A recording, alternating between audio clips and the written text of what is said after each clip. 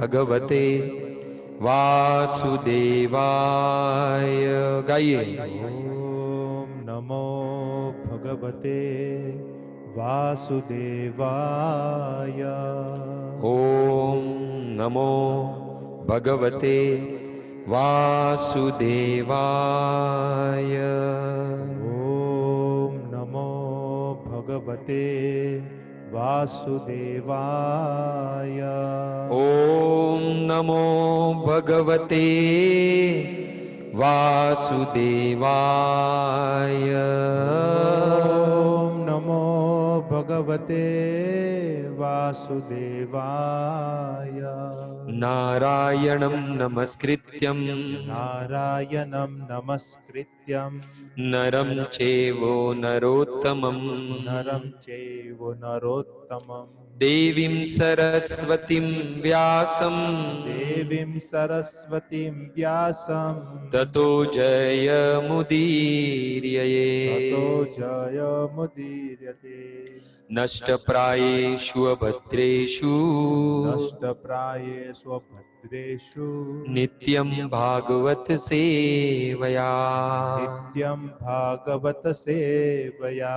भगवती उत्तम श्लोके भगवते उत्तम श्लोके भक्तिर्भवतीर्नेष्टकी। भक्तिर्भवती नरिष्टकी। गोवर्धनधरं वन्दे गोवर्धनधरं वन्दे गोपालं गोपरूपिणं गोकुलोत्सवमीशानं गोविन्दं गोपिकाप्रियं गोविन्दं गोपिकाप्रियं। तो उपस्थित भक्तगण एवं भागवत प्रेमी एवं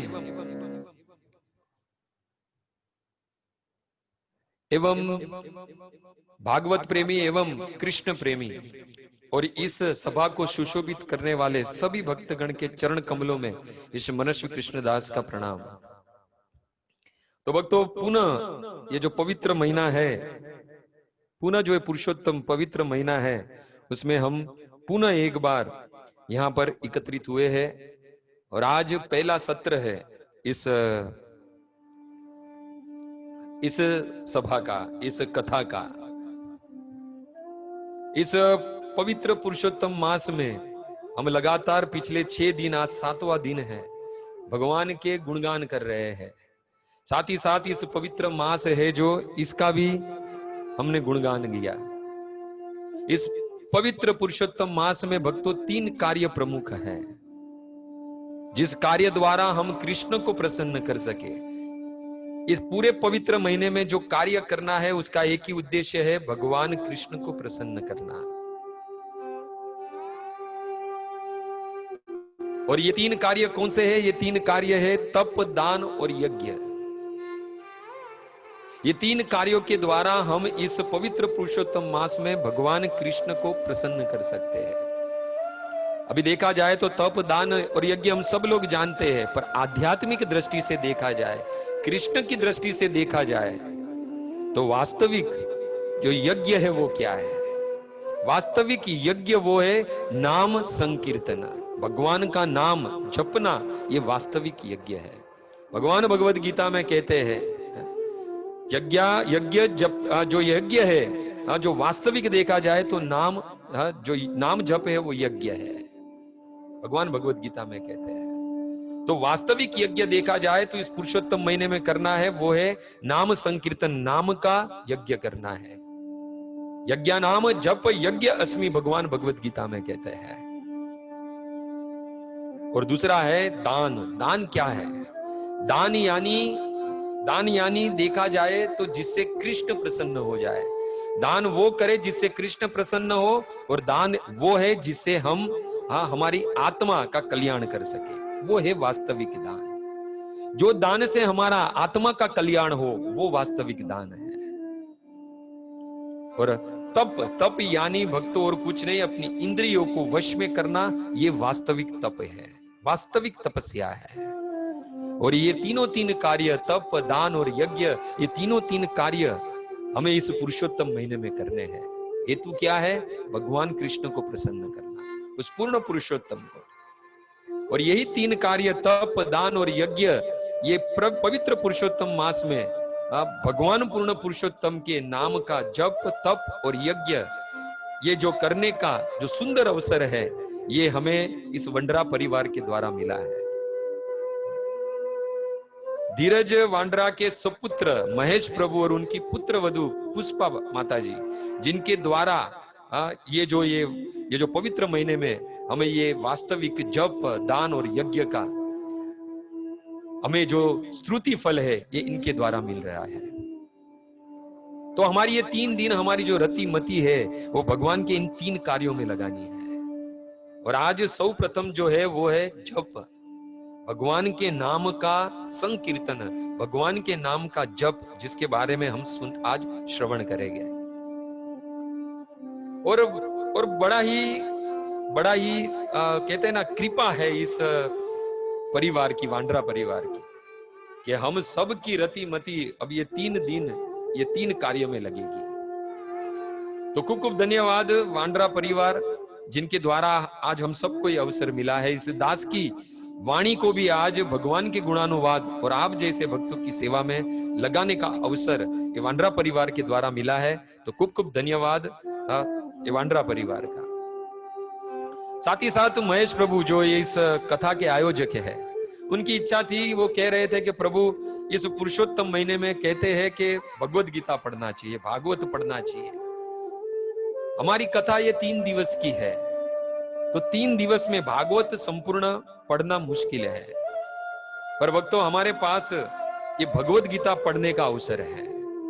और हमारे नीलवसन प्रभु के जो पुत्र है, सुपुत्र है चैतन्य प्रभु, जो गुरुकुल में पढ़ते हैं भक्त, एक शुद्ध ब्राह्मण की तरह उनके कार्य है भक्त। उम्र भले छोटी है पर ज्ञानी है हम सब में। यहाँ पर वो चैतन्य वो जो चैतन्य जो है, उन्होंने कहा कि प्रभु एक काम करते हैं, ये जो 3 दिन है, वो 3 दिन में भगवत गीता का 6 अध्याय एक दिन करके पढ़ूंगा, और इसका जो श्रुति फल है हम इस कथा के जो यजमान है महेश प्रभु, उनको प्रदान करेंगे। मैंने कहा बड़ा ही सुंदर भाव है और सुंदर ये क्रिया है, जिससे हम भगवान कृष्ण को प्रसन्न कर सके। तो ये जो गुरुकुल का ये जो लड़का है, जो चैतन्य प्रभु, आज से ये 3 दिन तक ये भगवत गीता का पाठ करेंगे। हर दिन ये 6 अध्याय पढ़ेंगे, हर दिन 6 अध्याय पढ़ेंगे। 3 दिन में 18 अध्याय संपूर्ण हो गए, और सारे अध्याय का जो श्रुति फल है, ये वांड्रा परिवार को ये चैतन्य प्रभु है वो देंगे भक्त। तो आज से हमने ये नया शुरू किया है कि जिससे जो आयोजक है उनको ये फल प्राप्त हो।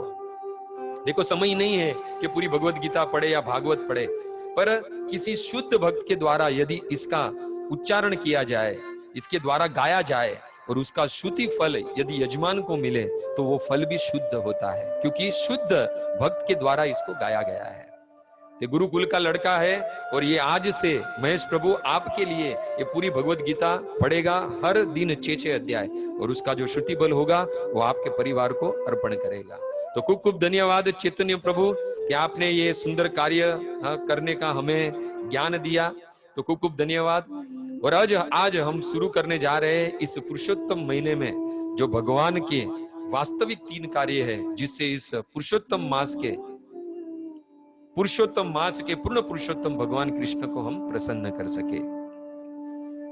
भक्तों देखा जाए तो हमारे मुख पर भगवान का नाम यदि आज आ रहा है, हम सब लोग यहाँ बैठे हैं, भगवान का नाम ले रहे हैं, भगवान की कथा सुन रहे हैं, तो इसका श्रेय एक और एक मात्र इस्कॉन फाउंडर आचार्य ऐसी भक्ति वेदांत स्वामी श्री प्रभुपाद को जाता है। भक्तों पूरा श्रेय उनको जाता है। वो हमेशा वो भजन में हमेशा सुनते रहता हूं कि यदि प्रभुपाद न होते तबे की होते, यदि प्रभुपाद न होते तबे की होते, जीवन बहीते किसे, ये जीवन कैसे बहता। यदि प्रभुपाद न होते तो क्या होता, दुखों के सागर में हाँ, हम सब जीव है वो डूबे रहते हैं ये विषय सागर में, ये दुख के सागर में। कभी भी हमारा मन कृष्ण में नहीं लगता यदि प्रभुपाद न होते। बड़ा सुंदर भाव है भजन का। कहते हैं निताई गौरांग अपार करुणा के दीता सकल देश। ये प्रभुपाद न होते तो कौन भगवान नित्यानंद तथा इस चैतन्य महाप्रभु की करुणा का सकल, हाँ, ये करुणा जो है वो सकल विश्व को प्रदान करता है यदि प्रभुपाद न होते। भक्तों, बड़ा ही ऋण है प्रभुपाद का हम पर।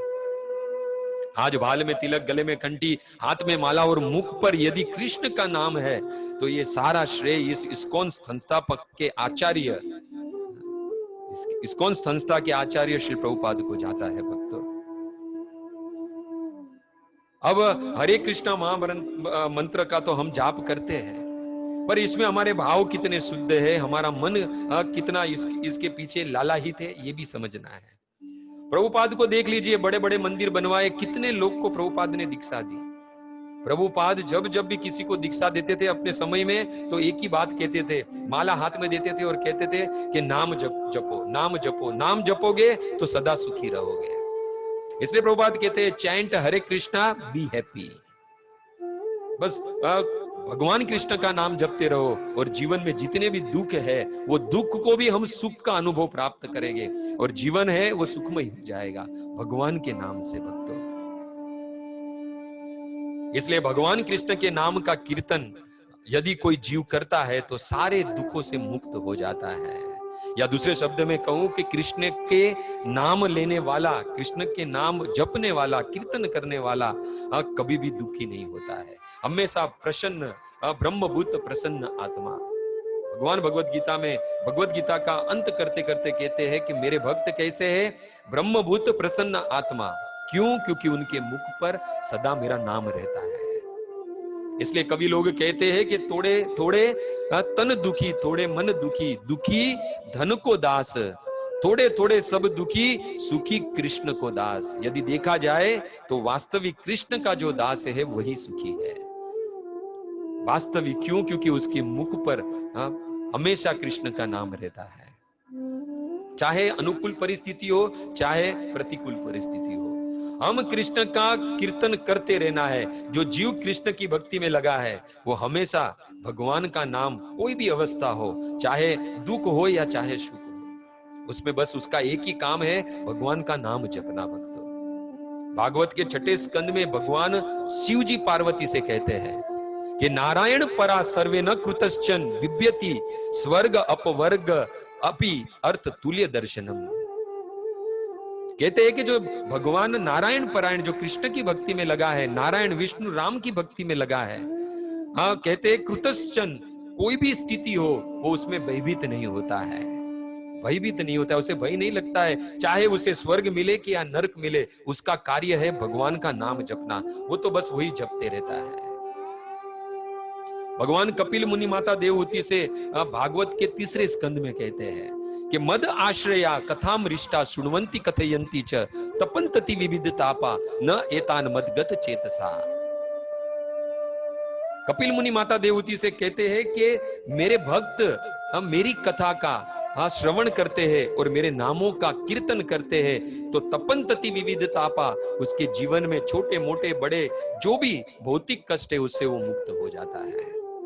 इसलिए भक्तों, जीवन में यदि इस भौतिक क्लेशों से मुक्त होना है तो भक्तों इस कलयुग में सिर्फ और सिर्फ भगवान का नाम है। इसके लिए तो कहते हैं तुलसीदास जी के कलयुग केवल नाम आधारा, सुमरी सुमरी उतरू भव पारा। भगवान का नाम लेते रहो और भगवान का नाम ही इस कलयुग के भव सागर को पार करने का साधन है। इसलिए कहते हैं कि कलयुग तुम धन्य हो। क्यों धन्य है? इसका उत्तर कहते हैं कि कलयुग केवल नाम आधारा, सुमिरु सुमरी भव उतरू पारा। कलयुग सम युग आन नहीं, कलयुग के समान कोई युग नहीं है भक्तों। जो नर कर विश्वास, जो नर को इस पर विश्वास हो जाए, गाई राम गुण गण विमल भव तरु बिनहि प्रयास। कहते हैं कि ये बहुत सागर पार करने के लिए प्रयास नहीं करना पड़ता है, बस भगवान का नाम है जो इस भव सागर को पार करवा देगा। भक्तों, नाव में बैठते हैं हम, कोई समुद्र या नदी पार करनी है, हम नाव में बैठते तो उसको चलाना पड़ता है, प्रयास करना पड़ता है। पर धन्य है इस कलयुग में भगवान के नाम में ताकत इतनी है कि सिर्फ नाम लेना है, प्रयास भी नहीं करना है, नाम के आधार से ही हम इस भव सागर को पार कर लेंगे। ये है भगवान के नाम में ताकत भक्तों। कहते हैं कृते यत धायतो विष्णु, कहते हैं कि सतयुग में भगवान के नाम, जो सतयुग में कहते हैं कि कलयुग जो है वो नाम का युग है, और सतयुग में भगवान की कठोर तपस्या करके भगवान को पाया जाता था। कृते यत धायतो विष्णु त्रेतायाम यजतो मके, और त्रेता युग में बड़े बड़े यज्ञ करके भगवान को प्राप्त किया जाता है। द्वापरे परिचर्यायाम, कहते हैं द्वापर में पूजन अर्चन करके भगवान को प्राप्त किया जा सकता है। पर कहते हैं कलोग तत्कीर्तनाथ, इस कलयुग में भगवान के नाम से ही भगवान को प्रसन्न किया जा सकता है और भगवान को प्राप्त किया जा सकता है, क्योंकि भगवान ने सारी शक्ति जो है इस कलयुग में अपने नाम में डाल दी है। नामनामकारी बहुधा निज सर्वशक्ति, भगवान ने अपनी सारी शक्ति इस नाम में डाल दी है भक्तों। महाभारत में एक सुंदर कथा आती है ये कलयुग के बारे में। एक बार सारे जो मुनि थे, संत थे, उसमें विवाद हुआ। ऐसे ही चर्चा करते करते विवाद हुआ कि सबसे उत्तम युग कौन सा है, जिसमें थोड़े ही साधन में महान फल मिल जाए, भगवान की प्राप्ति हो जाए। सबने अपने अपने विचार रखे। बाद में कुछ सॉल्यूशन नहीं मिला तो उन्होंने सोचा कि इसका उत्तर तो सिर्फ और सिर्फ वेद व्यास जी दे सकते हैं। सारे संत महात्मा ब्राह्मण सब लोग वेद व्यास जी के पास गए। उस वक्त वेद व्यास जी जाह्नवी नदी में स्नान कर रहे थे। मुनि लोग प्रतीक्षा कर रहे थे कि कब ये जो वेद व्यास है उनकी स्नान की क्रिया खत्म होए और उनसे हम मिले। और हम सब जानते हैं वेद व्यास जी भगवान के सत्यावेश अवतार है। वेद व्यास जी को पता चल गया कि आखिर ये सारे लोग आए किसके लिए हैं। सब लोग प्रतीक्षा कर रहे थे। एक पेड़ के नीचे खड़े रहकर वेद व्यास जी ज्ञानी थे, मुनियों का आने का कारण पता चल गया। अर्ध स्नान करते हुए नदी से निकले और मुनियों के सामने कलयुग तुम धन्य हो, कलयुग तुम धन्य हो, कलयुग तुम साधु हो, कलयुग तुम साधु हो, ऐसे जोर जोर से बोलते बोलते वहां से निकले। अपने आश्रम की ओर चले। सारे जो मुनियों थे, ब्राह्मण थे, संत थे, वो वेद व्यास जी के पीछे पीछे चलने लगे। सब लोग आश्रम में गए और साथ ही साथ बाद में वेद व्यास जी आए, उच्च आसन पर बैठे। सारे मुनिगण सब नीचे बैठे और उनसे कहा कि हम सब लोग आपको देख रहे थे, आप स्नान कर रहे थे। जब आप स्नान करके बाहर आए तो आपने कहा कलयुग तुम धन्य हो, कलयुग तुम साधु हो। ऐसा कहकर कलयुग के गुणगान गाए आपने। ऐसा क्यों कहा आपने? वेद व्यास जी मुस्कुराने लगे। मुस्कुराते हुए मुनियों से कहा कि सतयुग में जो 10 वर्ष, त्रेता में 1 वर्ष और द्वापर में 1 मास तक तपस्या, ब्रह्मचर्य और जप करने का जो फल होता है, कलयुग में मनुष्य केवल 8 पहर में ये सारा फल प्राप्त कर लेता है। और इसके लिए ये कलयुग है वो धन्य है भक्तों। कलयुग में इतने कम समय में ही महान फल की प्राप्ति हो जाती है। इसका उत्तर देते हुए वेद व्यास जी कहते हैं कि कलयुग में एक तो मनुष्य की आयु कम है, वह निर्विघ्न 10 वर्ष तक तपस्या नहीं कर सकता है, पूजन अर्चन नहीं कर सकता, यजन नहीं कर सकता, और साथ ही साथ मनुष्य के पास, इस कलयुग के मनुष्य के पास इतना धन भी नहीं है, इतने धन भी नहीं है कि बड़े बड़े यज्ञ का अनुष्ठान कर सके। कलियुग काल में मनुष्य के अंदर इतनी सारी शक्ति भी नहीं है कि वह इतने लंबे समय तक एक स्थान पर बैठकर पूजा और अर्चना कर सके। हम सब जानते हैं भक्तों, जब हम सत्यनारायण की पूजा में बैठते हैं, ऐसे देखा जाए तो ये पहले जो सत्यनारायण की, भगवान विष्णु की जो पूजा होती थी वो 1 मास तक चलती थी। फिर धीरे धीरे कलयुग का प्रभाव बढ़ते गया। 7 दिन हुआ और आज कलयुग का प्रभाव इतना है कि 1 घंटे में ये कथा समाप्त हो जाती है। भक्तों, इतना समय नहीं है, इतनी शक्ति नहीं है कि हम एक जगह पर बैठकर भगवान की कथा या भगवान का नाम ले सके। ये तो धन्य है श्री प्रभुपाद, जिसकी कृपा से आज हम सब लोग एक प्लेटफॉर्म पर यहाँ पर एकत्रित हुए हैं और भगवान का नाम और भगवान की कथा सुन रहे हैं। ये सिर्फ और सिर्फ श्री प्रभुपाद की कृपा है। भगवान ने अपनी सारी शक्ति जो है इस कलयुग में नाम में प्रविष्ट कर दी है भक्तों। नामनामकारी बहुधा निज सर्वशक्ति सत्र अर्पिता नियमित स्मरे न काल एतादशी तव कृपा भगवन मम अपि दुदेव मम इशी इह अजनी न अनुराग। चैतन्य महाप्रभु कहते हैं इस इष्टाष्टकम के दूसरे श्लोक में, हे भगवान एकमात्र आपके पवित्र नामों में ही सबका कल्याण है और आपके नाम अनेके हैं। आपने अपनी सारे नामों की जो शक्ति है, आपकी शक्ति जितनी है वो आपने अपने सारे इस नामों में डाल दी है, प्रविष्ट कर दी है। इसके लिए जो भी आपके नाम का जप करता है, आपका नाम जब जीवा पर लेता है, तब उसका सभी तरीके से कल्याण हो जाता है। भगवान भगवद गीता में 8वें अध्याय के 7वें श्लोक में अर्जुन से कहते हैं तस्माद सर्व कालेषु माम अनुस्मरण युद्धश्च मयि अर्पितो मन बुद्धि माम वेश्यसि न संशय। भगवान कहते हैं कि कोई भी परिस्थिति हो, कोई भी काल हो, यहां तक कि अर्जुन को कहा युद्ध कर रहे हो, युद्ध करते वक्त भी तस्माद सर्व कालेषु माम स्मरण, भगवान कहते हैं कि मेरा स्मरण करो, युद्ध करो, कोई भी प्रक्रिया करो जीवन में, चाहे महिला हो, माताएं हो जो शायद खाना बनाते, तो खाना बनाते वक्त भी भगवान का स्मरण करना है, भगवान का नाम को याद करना है, भगवान का नाम लेते रहना है। साथ ही साथ कोई जीव जो हम जैसे प्रभु जी लोग हैं जो कहीं पे नौकरी करते हैं, काम करते हैं, जब कभी भी ट्रैवलिंग करते हैं या कभी भी काम में से थोड़ी फुर्सत मिल जाए तो भगवान को याद करना है, भगवान का नाम अपनी जीवा पे लाना है। और देखो बताइए, आप तो अर्जुन तो युद्ध में था, कितनी सावधानी बरतनी पड़ती है, अगर थोड़े चुके तो सामने वाले के बाण हमारे प्राण ले ले। पर भगवान उस वक्त भी कहते हैं अर्जुन से कि तस्माद सर्व कालेषु माम स्मरण युद्धश्च, आप युद्ध करते करते भी मेरे नाम का स्मरण करो। ये युद्ध करते वक्त जो बाण आएंगे, मेरे नाम जो है वो आपकी रक्षा करेंगे।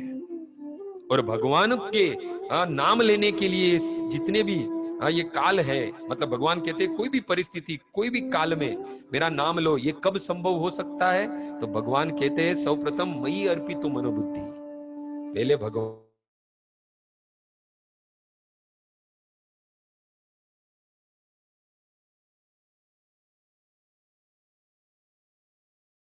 भी संशय नहीं है। भगवान कहते हैं कि भगवान की आज्ञा है कि उठते बैठते खाते पीते सोते जागते सभी संसारिक कार्य करते करते भी मनुष्य को मेरा नाम जप करना चाहिए, और साथ ही साथ अपनी मन और बुद्धि मुझको लगाकर चिंतन करना चाहिए मेरे नाम का। इसलिए तो पद्म पुराण में भी कहा गया है स्मर्तव्यम सततम विष्णु, कहते हैं कि सतत हो सके उतना, जितना हो सके उतना भगवान कृष्ण विष्णु राम को याद करते रहो। स्मर्तव्यम सततम विष्णु विस्मर्तव्यो न जातु चित्त, कहते हैं कि भगवान को एक क्षण भी भूलना नहीं है, बस याद करते रहना है, याद करते रहना है। भक्तो नानक जी बहुत सुंदर कहते हैं इस नाम की महिमा गाते गाते, कहते हैं भय नाशन दुर्मति हरन। भगवान का नाम कैसा है? भगवान का नाम है कि हमारे भय को दूर करता है, और हम सब जानते हैं इस संसार में सबसे बड़ा भय क्या है? कि मृत्यु का भय, उस भय से हमें मुक्त करते हैं। और कहते हैं दुर्मति हरण, जब हमारी दुर्मति को हरण कर लेते हैं तब हमें इस मृत्यु का भी जो भय है वो नहीं लगता है। इसलिए भगवान का नाम, नानक जी कहते हैं कि भय नाशन दुर्मति हरण, एक तो भय का भी नाश करता है और हमारी दुर्मति को भी नष्ट कर देता है, हर लेता है। कली मह हरि, हरि को नाम, इस कली में सबसे ज्यादा हरि का नाम लेना चाहिए, उससे भय नाश होता है और साथ ही साथ दुर्मति हरण होती है। और नानक जी कहते हैं निस दिन नानक जो बजे सफल होई ते ही काम। यदि ये नाम है जो भगवान का, निस दिन रात दिन जो जपते रहे तो कहते हैं उनके सारे बिगड़े काम है वो सवर जाते हैं। कहते हैं जीवा गुण गोविंद भजो कान सुनो हरि नाम, कहते हैं ये जीवा मिली है भगवान के गुणगान करने के लिए, और ये कान मिले हैं, कर्ण मिले हैं भगवान की हरि नाम सुनने के लिए। जीवा गुण गोविंद भजो, ये जीवा से भगवान का नाम भजो और साथ ही साथ इस कान को जो है वो हरि नाम प्राप्त करवाओ। का नानक सुन रे मना पर ही न यम के दाम। कहते हैं यदि ये सारे काम करे और भगवान के नाम सुनते रहे, उसको कभी भी यम के द्वार देखने नहीं पड़ते हैं भक्तों। नानक जी कहते हैं। इसके लिए भक्तों जीवन में जब कभी भी समय मिले, जब कभी भी जीवन में कोई परिस्थिति बिगड़ जाए, विकट परिस्थिति आ जाए, तो हमेशा भगवान को याद करना चाहिए। और भक्तों इस्कॉन के भक्त तो रात दिन भगवान का नाम जपते रहते हैं, क्योंकि पदम पदम विपदम, ये जो कलयुग है उसमें पद पद पे विपदा है। इसलिए ये इस्कॉन के जो भक्त होते हैं वो क्या कहते हैं, हरे कृष्णा कृष्णा कृष्णा हरे हरे, हरे राम राम राम हरे हरे। इसलिए कहते हैं कि जितना हो सके उतना भगवान का नाम लेना है। भक्तों नाम और नामी में कोई भेद नहीं है, नाम और नामी में कोई भेद नहीं। जो नाम है वही नामी है। कहते हैं कृष्ण नाम चिंतामणि के स्वरूप है, स्वयं कृष्ण है। भगवान का नाम स्वयं भगवान है। भगवान और भगवान का नाम दोनों अभिन्न है, दोनों अभिन्न है। जो गुण भगवान में है वही गुण भगवान के नाम में है, और भगवान के नाम में प्रेम होने से भगवान से प्रेम प्रकट होता है। साथ यदि नाम में प्रेम हो जाए तो समझ लेना भगवान से भी प्रेम हो जाता है। इसलिए मनुष्य जब भगवान के नाम में अपनी जीवा लगाता है, भगवान से प्रेम करता है, तो इस मनुष्य के सारे पाप है वो जलकर राख हो जाते हैं। कहते हैं जब ही नाम हृदय धरा भयो पाप का नाश, मानो चिन्ह अग्नि की पड़ी पुराने घास। कहते हैं कि जिस प्रकार एक घास पर जब अग्नि स्पर्श होती है और जो आगे जो घास है वो जल जाता है, ठीक उसी प्रकार जब भगवान का नाम कोई जीव अपनी जीवा पर लेता है तो उसके सारे पाप है वो नष्ट हो जाते हैं, सारे पाप नष्ट हो जाते हैं। भक्तों श्रुति के अनुसार भगवान का नाम कल्प वृक्ष के समान है। इससे मनुष्य जिस वस्तु को चाहता है वो वस्तु वो प्राप्त कर सकता है। पर जो भगवान के नाम में लगा है वो भक्त तो अन्य किसी भी भौतिक वस्तुओं को छूता तक नहीं है, वो तो साक्षात उस नाम के बल पर भगवान को ही मांग लेता है। उसे कोई दूसरी वस्तु नहीं चाहिए भक्तों, कोई दूसरी वस्तु नहीं। सच्चा भक्त होता है वो निष्काम भाव से भगवान को पूजता है भक्तों। और याद रखना ये नाम लेने में भाव हमारा निष्काम होना चाहिए। कबीरदास जी कहते हैं कि केशव केशव कुकिए न कुकिए असार, रात दिवस के कुकते कभी तो सुने पुकार। राम नाम रटते रहो जब लग घट में प्राण, कबहू तो दीन दयाल के भनक पड़ेगी कान। कहते हैं कबीरदास जी के रात दिन केशव केशव कुकिए, यानी भगवान कृष्ण भगवान कृष्ण भगवान केशव पुकारते रहिए रात दिन। न कुकिए असार, एक भी समय ऐसा नहीं है कि पुकार नहीं जानी चाहिए। रात दिवस के कुकते, रात दिवस जो हम भगवान को पुकारते हैं कभी तो वो हमारी पुकार सुनेगा। राम नाम रटते रहो जब लग घट में प्राण, ये प्राण जब तक हमारे शरीर में है तब तक हमें राम कृष्ण और विष्णु का नाम लेते रहना है। कहते हैं कबू तो दीन दयाल के भनक पड़ेगी कान, कभी तो ये हमारा नाम जो है वो कभी ना कभी तो भगवान के कान तक पहुंचेगा। और जिस वक्त कान पर पहुंच जाएगा स्वयं भगवान जो है वो तुरंत ही अपने सारे कार्यों को छोड़कर हम जैसे बद्ध जीवों को इस भव सागर से मुक्त करने के लिए आ जाएंगे। इसलिए तो भगवान भगवत गीता में कहते हैं अहम समुद्रता मृत्यु संसार सागरात भवामी न चिरात पार्थ। यदि कोई मेरा नाम लेता है, मेरे आश्रय में है, मेरे चरण में उसकी भक्ति लगी है, मन लगा है, बुद्धि लगी हुई है, तो भगवान कहते हैं मैं स्वयं उसे इस मृत्यु सागर से उगार लेता हूं। हम समुद्रता, मैं उद्धारक बन जाता हूं उस जीव का भक्तों। इसलिए भक्तों जब भी नाम ले तब निष्काम भाव होना चाहिए, निष्काम भाव से भक्ति करनी चाहिए। दो प्रकार के भाव होते हैं, एक सकाम और एक निष्काम। सकाम भक्ति और सकाम भाव में क्या होता है, भगवान से हम कोई ना कोई ये भौतिक वस्तु मांगते हैं। हमारा ये काम हो जाएगा तो हम ये करेंगे, हमारा ये काम हो जाएगा तो वो हम करेंगे। भगवान से हम भक्ति नहीं व्यापार करते हैं। पर वास्तविक देखा जाए तो भगवान से निष्काम भक्ति करनी चाहिए। न धनम न जनम न सुंदरी कविताम वाम जगदीश कामिये, मम जन्मनि जन्मनि ईश्वरे भवतात भक्ति अहित्युकी त्वयि। ये होना चाहिए भक्तों। बिल्कुल ही स्वार्थ नहीं, निष्काम भाव होना चाहिए। जब भगवान का नाम हमारी जीवा पर हो तब हरेर नाम हरेर नाम हरेर नाम एवं केवलम कलो नास्ते व नास्ते व नास्ते व गतिरन्यथा। कहते हैं इस कलयुग में सिर्फ और सिर्फ हरि नाम ही है, और एक बार नहीं 3-3 बार कहा हरेर नाम हरेर नाम हरेर नाम एवं केवलम। ये भगवान का नाम ही है जो हमें यहां से मुक्ति दे सकता है। शंकराचार्य ने भी कहा भज गोविंदम भज गोविंदम भज गोविंदम मूढ़ मते, 3-3 बार कहा कि भगवान का नाम भजो, भगवान का नाम भजो। और यहाँ पे भी कहा हरेर नाम हरेर नाम हरेर नाम एव केवलम, सिर्फ भगवान का नाम ही है। कलो नास्ते व नास्ते व नास्ते व गतिरन्यथा, दूसरा कोई साधन ही नहीं है कि जिसके बलबूते पर हम इस भव सागर को पार कर सके। भक्तों, इस कलयुग में नाम जप ही है जो हमें मुक्ति प्राप्त करवा सकता है। हनुमान जी कहते हैं रामायण में कि सुमिरी पवन सुत पावन नामू अपने वश करे ही रखे ही रामू।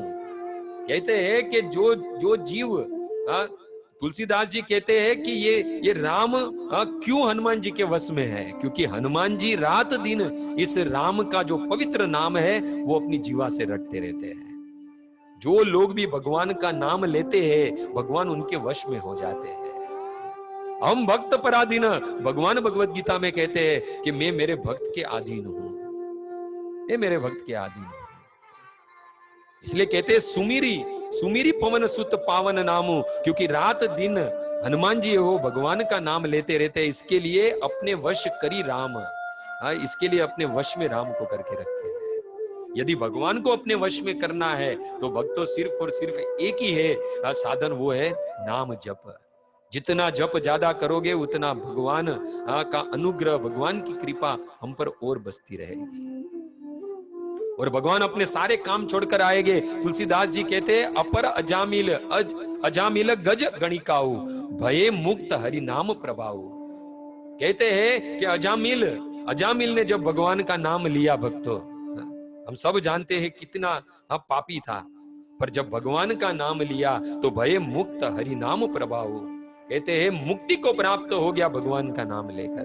साथ ही साथ कहते हैं गज, उस गजेंद्र की बात कर रहे हैं यहाँ पर। त्रिकुट पर्वत पर जो उस सरोवर में स्नान करने गया और ग्रह ने उसका पैर पकड़ लिया। 1000 वर्ष तक युद्ध चला और जब भगवान को पुकारा तो तुरंत भगवान गरुड़गामी अपने गरुड़ पर सवार होकर आए, उस गजेंद्र को मुक्ति मोक्ष प्रदान किए। पद्म पुराण में एक गणिका की भी कथा आती है, तुलसीदास जी यहाँ पर इसकी बात कर रहे हैं। कहते हैं अपर अजामिल गज गणिकाऊ भये मुक्त हरि नाम प्रभाऊ। इन सब ने जब जब भगवान को पुकारा, भगवान का नाम लिया, मोक्ष को प्राप्त हो गए भक्तों। इसलिए भगवान का नाम बहुत इस कलयुग में आवश्यक है भक्तों। ऐसे कहते हैं कि नाम जप करना है, पर भक्तों चैतन्य महाप्रभु कहते हैं नाम जप से भी श्रेष्ठ है नाम संकीर्तन। क्यों नाम जप से नाम संकीर्तन श्रेष्ठ है? तो चैतन्य महाप्रभु कहते हैं नाम जपने वाला सिर्फ और सिर्फ अपना कल्याण करता है।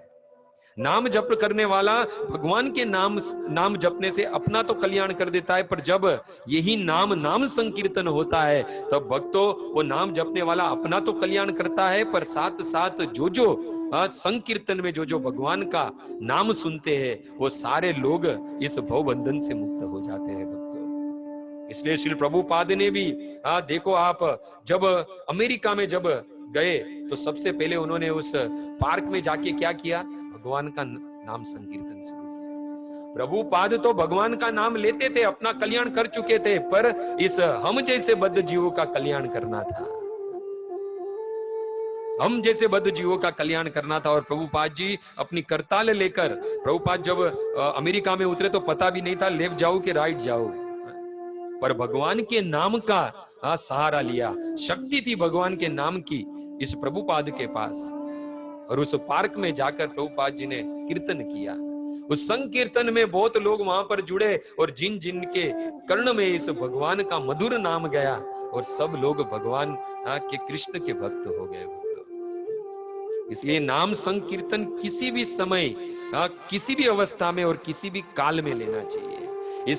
इसे करते समय देश काल पात्र पवित्रता और अपवित्रता का कोई बंधन नहीं है भक्तों। कैसे भी लेना चाहिए, कोई कोई उसमें बंधन नहीं है, क्योंकि जो भगवान का नाम है वो तो अपना असर दे के ही जाने वाला है।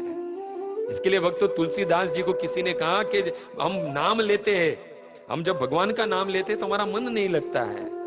तुलसीदास जी कहते हैं बस भगवान का नाम ले रहे हो ना, वही बड़ी बात है। कहा तुलसीदास जी ने मुस्कुराते हुए कहा कि तुलसी मेरे राम को रीझ भयो या खीज, भूम पड़ा जामे सभी उल्टा सीधा बीज। जिस प्रकार हम बीज को जब भूमि में डालते हैं तो उल्टा हो या सीधा हो, पर जब उसमें से पौधा निकलता है वो तो सीधा ही निकलता है। वैसे ही भगवान के नाम का प्रभाव है भक्तों। कैसे भी लो, हमने गत सत्र में ही सुना था, भाव कुभाव अनक आलस हो, किसी भी प्रकार से लो भगवान का नाम, पर इस कलयुग में भगवान का नाम लेना है, बस लेते रहना है। कब ना कब इस भव सागर से हमको कब भगवान उगार ले ये पता नहीं है, पर हमें तो नित्य ये भगवान का नाम लेते रहना है।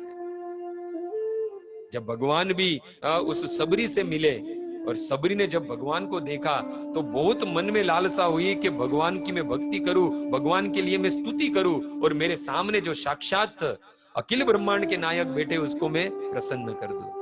पर क्या करें, नीच कुल में जन्म, ना कभी वेद शास्त्र का कोई ज्ञान था, पर भगवान तो अंतर्यामी है। उस भक्त की मन में क्या चल रहा है वो भगवान समझ गए। भगवान ने कहा कोई बात नहीं, हे देवी तुम मेरी स्तुति करना चाहती हो, जानता हूं तुमने कभी वेद शास्त्र पढ़े नहीं, पर हमने तो पढ़े हैं। हमने तो विश्वामित्र के पास, वशिष्ठ मुनि के पास सब कुछ पढ़ा है। हाँ, मैं आपके द्वारा स्तुति कर लेता हूं। और भक्तों उस वक्त भगवान राम ने उस शबरी को नौधा भक्ति का ज्ञान दिया। उस नौधा भक्ति में पंचम भक्ति भगवान कहते हैं, मंत्र जाप मम दृढ़ विश्वासा, पंचम भजन सो वेद प्रकाशा। भगवान ने पांचवी भक्ति बताई कि मेरा नाम लो, और नाम कैसे लेना है, दृढ़ विश्वासा। विश्वास होना चाहिए, श्रद्धा होनी चाहिए। श्रद्धा से जब जब भी भगवान को किसी ने पुकारा, अपनी जीवा पे भगवान का नाम लिया, भगवान दौड़े चले आए हैं। और भगवान कहते हैं पंचम भजन सो वेद प्रकाशा। ये वास्तविक ये जो वेद है वो वेद भी चिल्ला चिल्ला के यही कहते हैं कि ये जो भगवान का नाम है वो जपो। ये पांचवी भक्ति है, पांचवी भक्ति है, भगवान का नाम जपते रहना, नाम लेते रहना। भक्तों ये नाम में बहुत शक्ति है। भगवान का नाम और भगवान दोनों में कोई अंतर नहीं है, दोनों अभिन्न है। एक बार प्रभु श्री राम अयोध्या में पूरा दरबार लगा हुआ था भक्तों। माँ सीता, लक्ष्मण जी, भरत जी, शत्रुघ्न सबके साथ में प्रभु श्री राम है वो अपने दरबार में बैठे हुए थे। हनुमान जी महाराज भी भगवान के चरण में बैठे थे, भगवान के चरणों की सेवा कर रहे थे। तब उस वक्त जो सभा लगी थी उसमें साधु संत, ज्ञानी, महान पंडित, भागवत प्रेमी सब लोग, यहाँ तक कि उस सभा को सुशोभित करने के लिए देवर्षि नारद भी वहां पर उपस्थित थे। ये कोई साधारण सभा नहीं थी, ये तो सभा बड़े बड़े संत, ज्ञानी, महान पंडितों की वो सभा थी भक्तों। और उस सभा में एक प्रश्न उठा कि भगवान बड़े कि भगवान का नाम बड़ा, नाम बड़ा के भगवान बड़े, राम बड़े के राम का नाम बड़ा। ये सब के बीच में एक बात चली, प्रश्न उठा। किसी ने कहा कि राम बड़े, राम बड़े, नाम से राम बड़े हैं, क्योंकि राम है तो नाम है। तो किसी ने कहा कि नहीं नहीं, नाम बड़ा है, क्योंकि नाम है तो राम है। ये इसी ही चर्चा चल रही थी, राम है तो नाम है, और नाम है तो राम है, और राम और नाम में बड़ा क्या है, भगवान या भगवान का नाम, राम या राम का नाम बड़ा है। महापुरुषों की सभा थी, भागवत की सभा थी, कोई साधारण सभा नहीं थी। साक्षात भगवान के परम शुद्ध भक्त नारद मुनि, देवर्षि नारद भी वहां पर उपस्थित थे। ये सभा भगवान के भक्त की थी भक्तों, और भगवान के विषय में ही ये बातें चल रही थी। भगवान के भक्त हमेशा क्या करते हैं पता है, भगवान के ही बारे में बात करते हैं, भगवान की ही लीलाओं का आपस में आदान प्रदान करते हैं, भगवान का नाम ही लेते रहते हैं। हम देखो जब वृंदावन में इस कार्तिक महीने में जाओ या इसे भी जाओ, इस्कॉन के मंदिर में आप देखो, जितने भी भक्त है मंदिर में मिले, कहीं पे भी मिले, नाम जप करते हुए दिखेंगे या फिर बात करते हैं तो भी भगवान के ही बारे में बात करते हैं।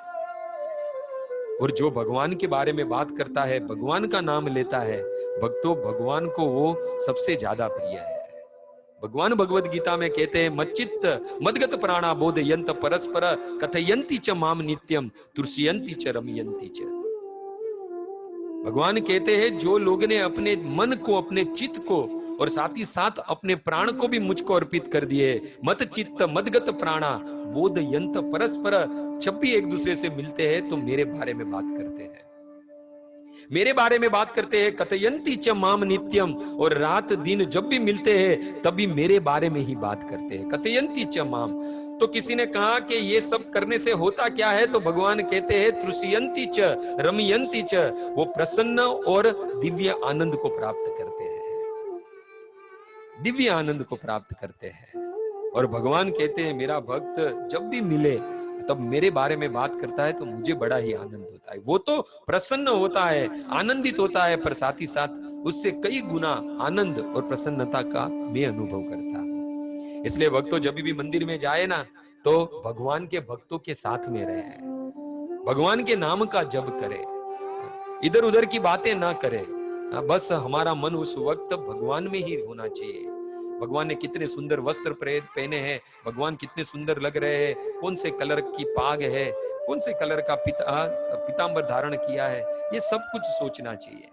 कुछ लोग मंदिर में जाते हैं और दूसरे ने कौन सी साड़ी पहनी है, कौन सा पर्स है, हम कल ये पिक्चर देखने गए थे, हमने कल ये होटल में खाना खाया, ऐसी बात करते करते भगवान के सामने से गुजरते हैं और भगवान के दर्शन भी नहीं कर पाते हैं। वास्तविक मंदिर में जाने का उद्देश्य एक ही होना चाहिए कि भगवान को देखने और भगवान को देखकर प्रसन्नता, आनंद को प्राप्त करने जाना चाहिए। और भगवान को हमें देखकर तो आनंद हो, भगवान को देखकर हमें आनंद मिल जाता है, पर भगवान को आनंद कब मिलता है? जब हम भगवान का नाम जपे, जब हम भगवान के ही बारे में बात करें तो भगवान बड़े प्रसन्न हो जाते हैं। और यहाँ पर भी भगवान ने अयोध्या की सभा में देखा कि ये सारे जो जीव है वो मेरे बारे में और मेरे नाम के बारे में बात कर रहे हैं। राम बड़े के राम का नाम बड़ा, ये चर्चा के बावजूद भी कोई निर्णय नहीं निकला। उस सभा में देवर्षि नारद उपस्थित थे। उन्होंने सोचा कि कैसे भी करके इस प्रश्न का हल तो निकालना ही पड़ेगा। और वैसे ही सोच रहे थे, उसी वक्त अचानक विश्वामित्र का वहां पर आगमन हुआ। विश्वामित्र आए उस अयोध्या की सभा में। तब देवर्षि नारद ने सोचा कि अब निर्णय लेने का वक्त आ गया है। अब इन लोग का जो प्रश्न है कि राम बड़ा कि राम का नाम बड़ा, ये प्रश्न का सॉल्यूशन मिल जाएगा। और सब लोग, जैसे ही विश्वामित्र का आगमन हुआ, सब लोग खड़े हो गए, यहां तक कि प्रभु श्री राम भी खड़े हो गए। अपने सिंहासन से खड़े होकर उन्होंने गुरु को प्रणाम किया। प्रभु राम ने अपने आचरण से बताया कि जब भी गुरु आए तो उसे पहले प्रणाम करना चाहिए, आसन पे से उठकर उसे प्रणाम करना चाहिए। उस सभा में सभी लोग खड़े होकर विश्वामित्र का स्वागत किया। और जब हनुमान जी खड़े होने गए तब नारद जी ने उनको बिठा दिया कि तुम्हें नहीं खड़ा होना है। विश्वामित्र ने देखा कि राम, जानकी, लक्ष्मण, शत्रुघ्न, यहां तक कि ये सभा में जितने भी महान संत ब्राह्मण जो भी खड़े थे, जो बैठे थे, वो खड़े हो गए और मुझे आदर दिया, सम्मान दिया, मुझे प्रणाम किया। पर जैसे ही विश्वामित्र की नजर उस हनुमान जी पर पड़ी तो क्रोध आ गया कि सब लोग खड़े हो गए पर ये खड़ा नहीं हुआ। विश्वामित्र ने देखा कि सब खड़े हुए पर हनुमान जी नहीं खड़ा हुआ। विश्वामित्र ने सोचा, मुझे देखकर ये मेरा सम्मान नहीं कर रहा है, ये देख नहीं रहा है कि उसके स्वामी राम वो खड़े हैं, वो खड़े होकर मुझे प्रणाम कर रहे हैं, पर ये है खुद वो मुझे प्रणाम नहीं कर रहा है। और मन ही मन सोचा, इसकी हिम्मत तो देखो, ये खड़ा नहीं हुआ और प्रणाम भी नहीं किया मुझे। और विश्वामित्र को बड़ा क्रोध आ गया। गुरु का अधिकार है कि शिष्य जब भी उसे मिले तो उसे प्रणाम करे। विश्वामित्र ने बोला, हे राम, यह तुम्हारा दास हनुमान ये बड़ी सभा में मेरा अपमान किया है। मैं चाहता हूं कि इसे तुम अपने हाथों से दंड दो। राम, उसे तुम दंड दो, क्योंकि उसकी गलती है, उस गलती की सजा उसे मिलनी चाहिए। उसने मेरा अपमान किया है। राम, तुम्हारे गुरु का अपमान किया है और इस अपमान का दंड है मृत्यु दंड। हनुमान जी ने तुरंत ही नारद जी के सामने देखा। हनुमान जी ने नारद जी के सामने देखा और कहा, खाली पीली मुझे इस समस्या में फंसा दिया। मैं तो खड़ा ही होने जा रहा था और तुमने मुझे रोक दिया। खामखा मुझे इस समस्या में डाल दिया। अरे मैं राम को तो क्या, जब भी मैं कोई राम के भक्त को भी देख लेता हूं तो मैं साष्टांग प्रणाम कर देता हूं, और आज ये तो राम के गुरु आए हैं और मुझे तुमने खड़ा नहीं होने दिया, मुझसे बड़ा पाप करवा दिया। राम के भक्त को देख लूं तो मैं प्रणाम करूं, तो आज तो साक्षात राम के गुरु आए हैं, मैं उसे क्यों ना प्रणाम करूं। आज मुझे मृत्यु दंड देने की बात हो रही है, और वो भी साथ ही साथ मृत्यु दंड देने कौन वाला है? मेरे ही स्वामी। मेरे ही स्वामी के हाथों में मेरा मृत्यु दंड, मेरी मृत्यु होगी। ये उम्र भर का गम रह जाएगा। उस वक्त नारद मुनि के सामने देखा, हनुमान जी ने कहा, दुश्मन न करे वो दोस्त ने वो काम किया, उम्र भर का गम हमें इनाम में दे दिया। क्या कर दिया नारद जी आपने? जीवन भर जिसका नाम लेता रहा हूं, जिसकी सेवा करता रहा हूं, पूरा जीवन व्यतीत कर दिया, और जिनके नाम पर मेरे हर श्वास निकलते हैं, हर श्वास पर उनका नाम लेता हूं, आज उनके ही हाथों मेरी हत्या करवा दिया आपने। हत्या करने का पूरा प्रयोजन कर दिया आपने। नारद जी बोले, कोई डरने की बात नहीं है, मैं तुम्हें जो बोलूं वो करते रहना बस खाली। हनुमान जी ने बोला, अभी भी क्या बाकी है? अभी कुछ बाकी रहा है नारद जी? जैसा बोलूं वैसा करना। सब कुछ तो हो गया, अभी मेरी मृत्यु का भी समय आ गया है, और वो भी मेरे स्वामी के हाथों से। नारद जी ने कहा, अभी भी कुछ नहीं हुआ, मैं जो बोल रहा हूं वो तुम्हें करना है। हनुमान जी ने सोचा, मरता क्या नहीं करता, मेरे पास तो कोई विकल्प ही नहीं है। अभी मृत्यु की सजा की घोषित हो ही रही है, अभी जो मिलना हो मिले। उस वक्त नारद जी ने हनुमान जी के कान में कुछ कहा, और वहां विश्वामित्र क्रोध की अग्नि में जल रहे थे। उन्हें कहा, राम अभी इसी वक्त ये तुम्हारे इस दास को दंड दो तुम। अब राम भी क्या करे, गुरु की आज्ञा थी, माननी ही पड़ेगी, कोई विकल्प नहीं था। क्योंकि जब गुरु आज्ञा देते हैं तब विकल्प नहीं होता है, संकल्प लेने का होता है। क्योंकि गुरु के वचन है, गुरु मुख पद्म वाक्य चित्तते करिए एक। याद कीजिए गुरु वंदना, जो नरोत्तम दास ठाकुर के द्वारा कृत है। गुरु मुख पद्म वाक्य चित्तते करिए एक, आर न करे मने आशा। जब गुरु आज्ञा दे तो ये चित्त है सिर्फ गुरु की आज्ञा में लगे। इसलिए जब गुरु आज्ञा देते हैं तो कोई विकल्प नहीं होता है, उनके आदेश का पालन करना होता है, संकल्प लेना होता है भक्तों। और राम ने सोचा, मेरे गुरु की आज्ञा है। जब गुरु की आज्ञा है तो राम भी कुछ कर नहीं पाए। अब राम तैयार है, उधर हनुमान जी को खड़ा रखा गया सामने। यहां राम अपना धनुष और बाण लेकर तैयार, और सामने हनुमान जी को खड़ा किया गया। राम ने अपने गुरु की आज्ञा के लिए अपने सारंग पर बाण चढ़ाया और हनुमान जी की ओर छोड़ा। हनुमान जी आंख बंद कर खड़े थे, और वो जो बाण जो हनुमान जी की ओर आया, आधे रास्ते में ही गिर गया और उसके दो टुकड़े हो गए। जो बाण राम के सारंग से छूटा, जो अमोघ बाण कहा जाता है, जो लक्ष्य को भेद कर ही आता है, आज राम का बाण उस सारंग से निकला, पर उसका लक्ष्य हनुमान जी था। हनुमान जी तक पहुंचा नहीं, आधे रास्ते में ही दो टुकड़े हो गए। विश्वामित्र की क्रोध की अग्नि ओर बढ़ी। उसने कहा, राम तुम अपने दास का पक्ष ले रहे हो, तुम बाण बराबर नहीं चला रहे हो, तुम ध्यान से उसको अपना बाण चलाओ और उसका वध करो, ये मेरा आदेश है। भगवान राम ने पूरी शक्ति से दूसरा बाण लिया और अपने सारंग पर चढ़ाया। पूरी शक्ति से दूसरा बाण छोड़ा और वो बाण हनुमान जी की ओर चला, और आधे रास्ते में याद कर वापिस टूट गया और उसके दो टुकड़े हो गए। सारे जो सभा में बैठे हुए संत महात्मा सब लोग शांत हो गए। किसी को समझ में नहीं आ रहा था कि आखिर राम के सारंग से जो तीर निकल रहा है वो आधे रास्ते में आकर टूट के दो टुकड़े हो जाते हैं और हनुमान जी तक नहीं पहुंच रहा है। हनुमान जी तो आंख बंद कर खड़े थे, और वहां पर जो तीर जो था, जो बाण आता था, वो आधे रास्ते में ही टूट जाता था। समझ में नहीं आया आखिर क्या हो रहा है। सब लोग ने हनुमान जी से पूछा कि हनुमान जी आप क्या कर रहे हो, हनुमान जी आप क्या कर रहे हो कि बाण आपकी ओर आते आते उसके पहले ही वो जो बाण है वो टूट जा रहा है। उस वक्त हनुमान जी ने कहा, मैं कुछ नहीं कर रहा हूं, मैं तो राम का नाम ले रहा हूं। राजा राम राम राम, सीता राम राम राम, राजा राम राम राम, सीता राम राम राम, राजा राम राम राम, सीता राम राम राम, राजा राम राम राम, सीता राम राम राम, राजा राम राम राम, सीता राम राम राम, राजा राम राम राम, सीता राम राम राम, राजा राम राम राम, सीता राम राम राम, राजा राम राम राम, सीता राम राम राम, राजा राम राम राम, सीता राम राम राम, राजा राम राम राम, सीता राम राम राम, राजा राम राम राम, सीता राम राम राम, राजा राम राम राम, सीता राम राम राम, राम राम राम। हनुमान जी भगवान के नाम पर भगवान के हाथों से छुड़ा हुआ बाण भी, भगवान का बाण हनुमान जी को कुछ नहीं कर पा रहा था। राम राम राम, सीता राम। भक्तों जब जब भी भगवान का नाम लेंगे तो इसी प्रकार भगवान का नाम है जो हमारी रक्षा करेगा।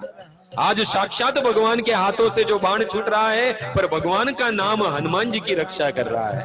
और हनुमान जी गा रहे हैं, राजा राम राम राम, सीता राम राम राम, राजा राम राम राम, सीता राम राम राम, राजा राम राम राम, सीता राम राम राम, राजा राम राम राम, सीता राम राम राम, राजा राम राम राम, सीता राम राम राम, राजा राम राम राम, सीता राम राम राम, राजा राम राम राम, सीता राम राम राम, राजा राम राम राम, सीता राम राम राम, रघुपति राघव राजा राम, पतित पावन सीताराम, रघुपति राघव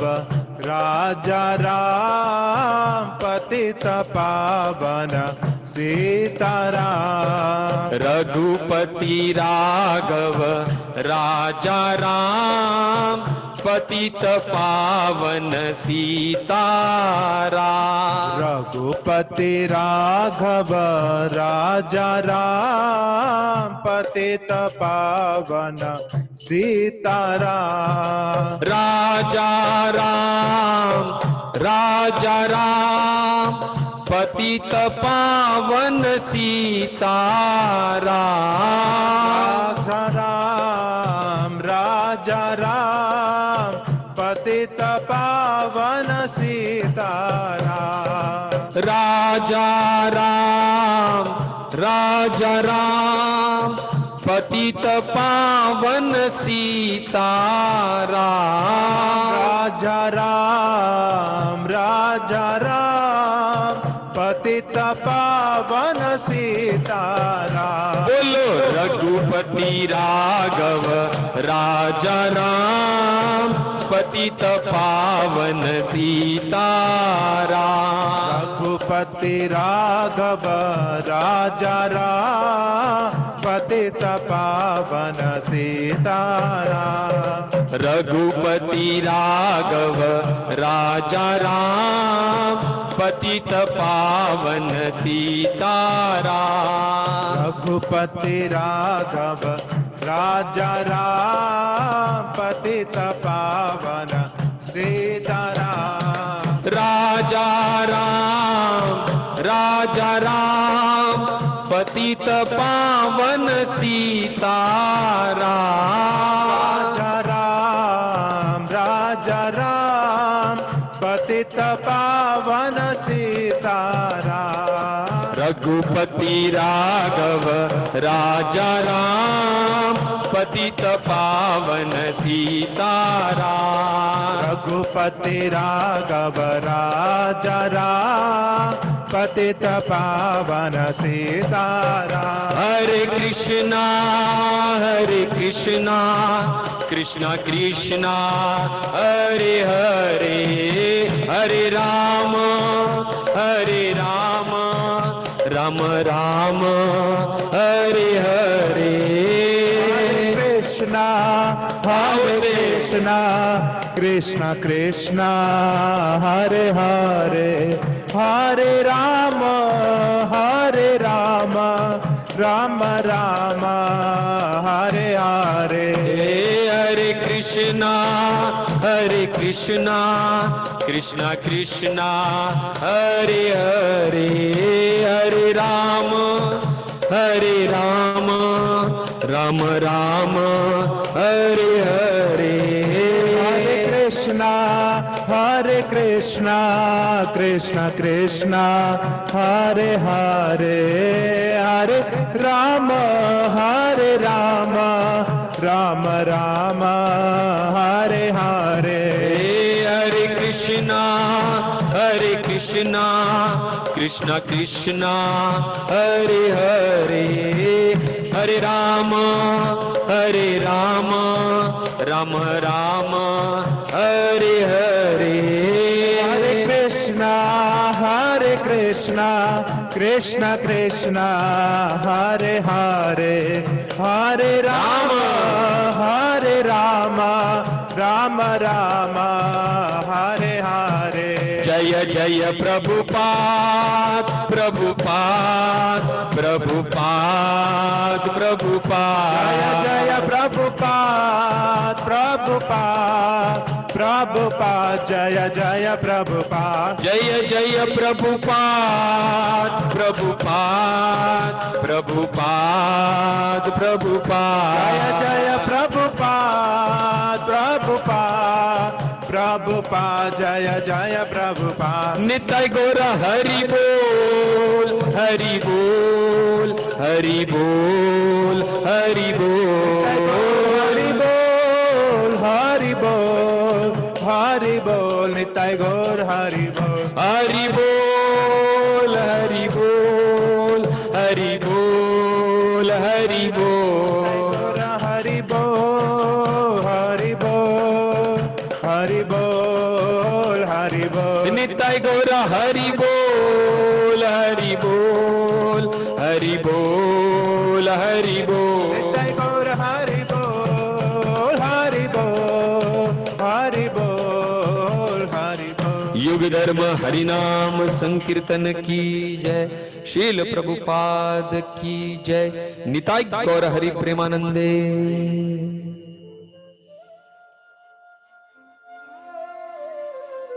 तो ये था भक्तों भगवान की नाम की शक्ति। भक्तों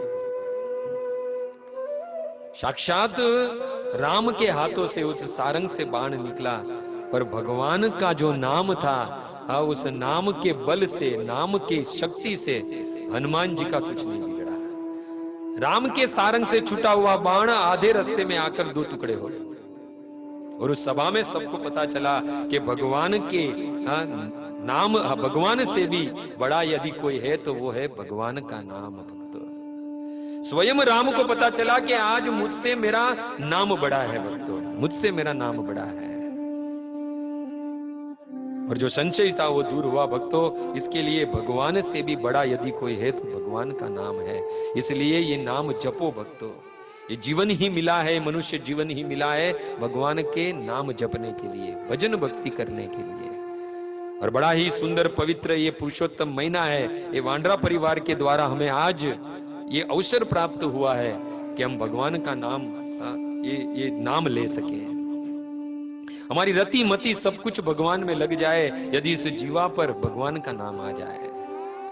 हाँ है सारे जहां में माया का प्रभाव है, सारे संसार में सारे विश्व पे माया का प्रभाव है, पर जहां भगवान का नाम हो वहां माया है वो खड़ी नहीं रह सकती है।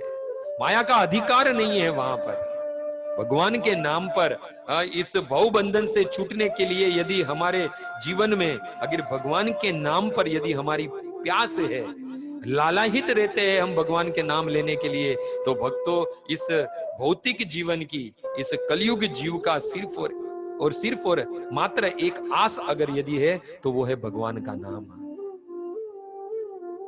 चैतन्य महाप्रभु कहते हैं कि भजनेर मध्य श्रेष्ठ नवदा भक्ति, भगवान का नाम लेने के लिए नवदा भक्ति श्रेष्ठ है, चैतन्य महाप्रभु कहते हैं। और नवदा भक्ति क्या है तो प्रहलाद महाराज भागवत में कहते हैं कि श्रवणम कीर्तनम विष्णु स्मरणम पाद सेवनम अर्चनम वंदनम दास्यम साख्य आत्मनिवेदनम। इन 9 प्रकार की भक्ति जो है वो चैतन्य महाप्रभु कहते हैं भजनेर मध्य श्रेष्ठ नवदा भक्ति, भजन भगवान का करते हैं उसमें श्रेष्ठ है नवदा भक्ति से किया जाए। और ये नवदा भक्ति कैसी है तो चैतन्य महाप्रभु कहते हैं कृष्ण प्रेम दीते धरे महाशक्ति। ये जो नवदा भक्ति है उसमें इतनी शक्ति है कि भगवान कृष्ण को प्रेम देती है, प्रेम प्रदान करती है। चैतन्य महाप्रभु कहते हैं भजनेर मध्य श्रेष्ठ नवदा भक्ति, कृष्ण प्रेम दति धरे महाशक्ति। उस नवदा भक्ति में शक्ति है कि भगवान के प्रेम को प्रदान करे। पर चैतन्य महाप्रभु कहते तार मध्य सर्वश्रेष्ठ नाम संकीर्तन। चैतन्य महाप्रभु कहते इसमें सबसे ज्यादा अगर कोई श्रेष्ठ है तो भगवान का जप और भगवान का नाम का कीर्तन, संकीर्तन। ये नवदा भक्ति है पर श्रेष्ठ कौन सी है भक्ति, उसमें हरि नाम। चैतन्य महाप्रभु कहते हैं एक बार इस जीव की रुचि हरि नाम में लग जाए तो कहना ही क्या भक्तों।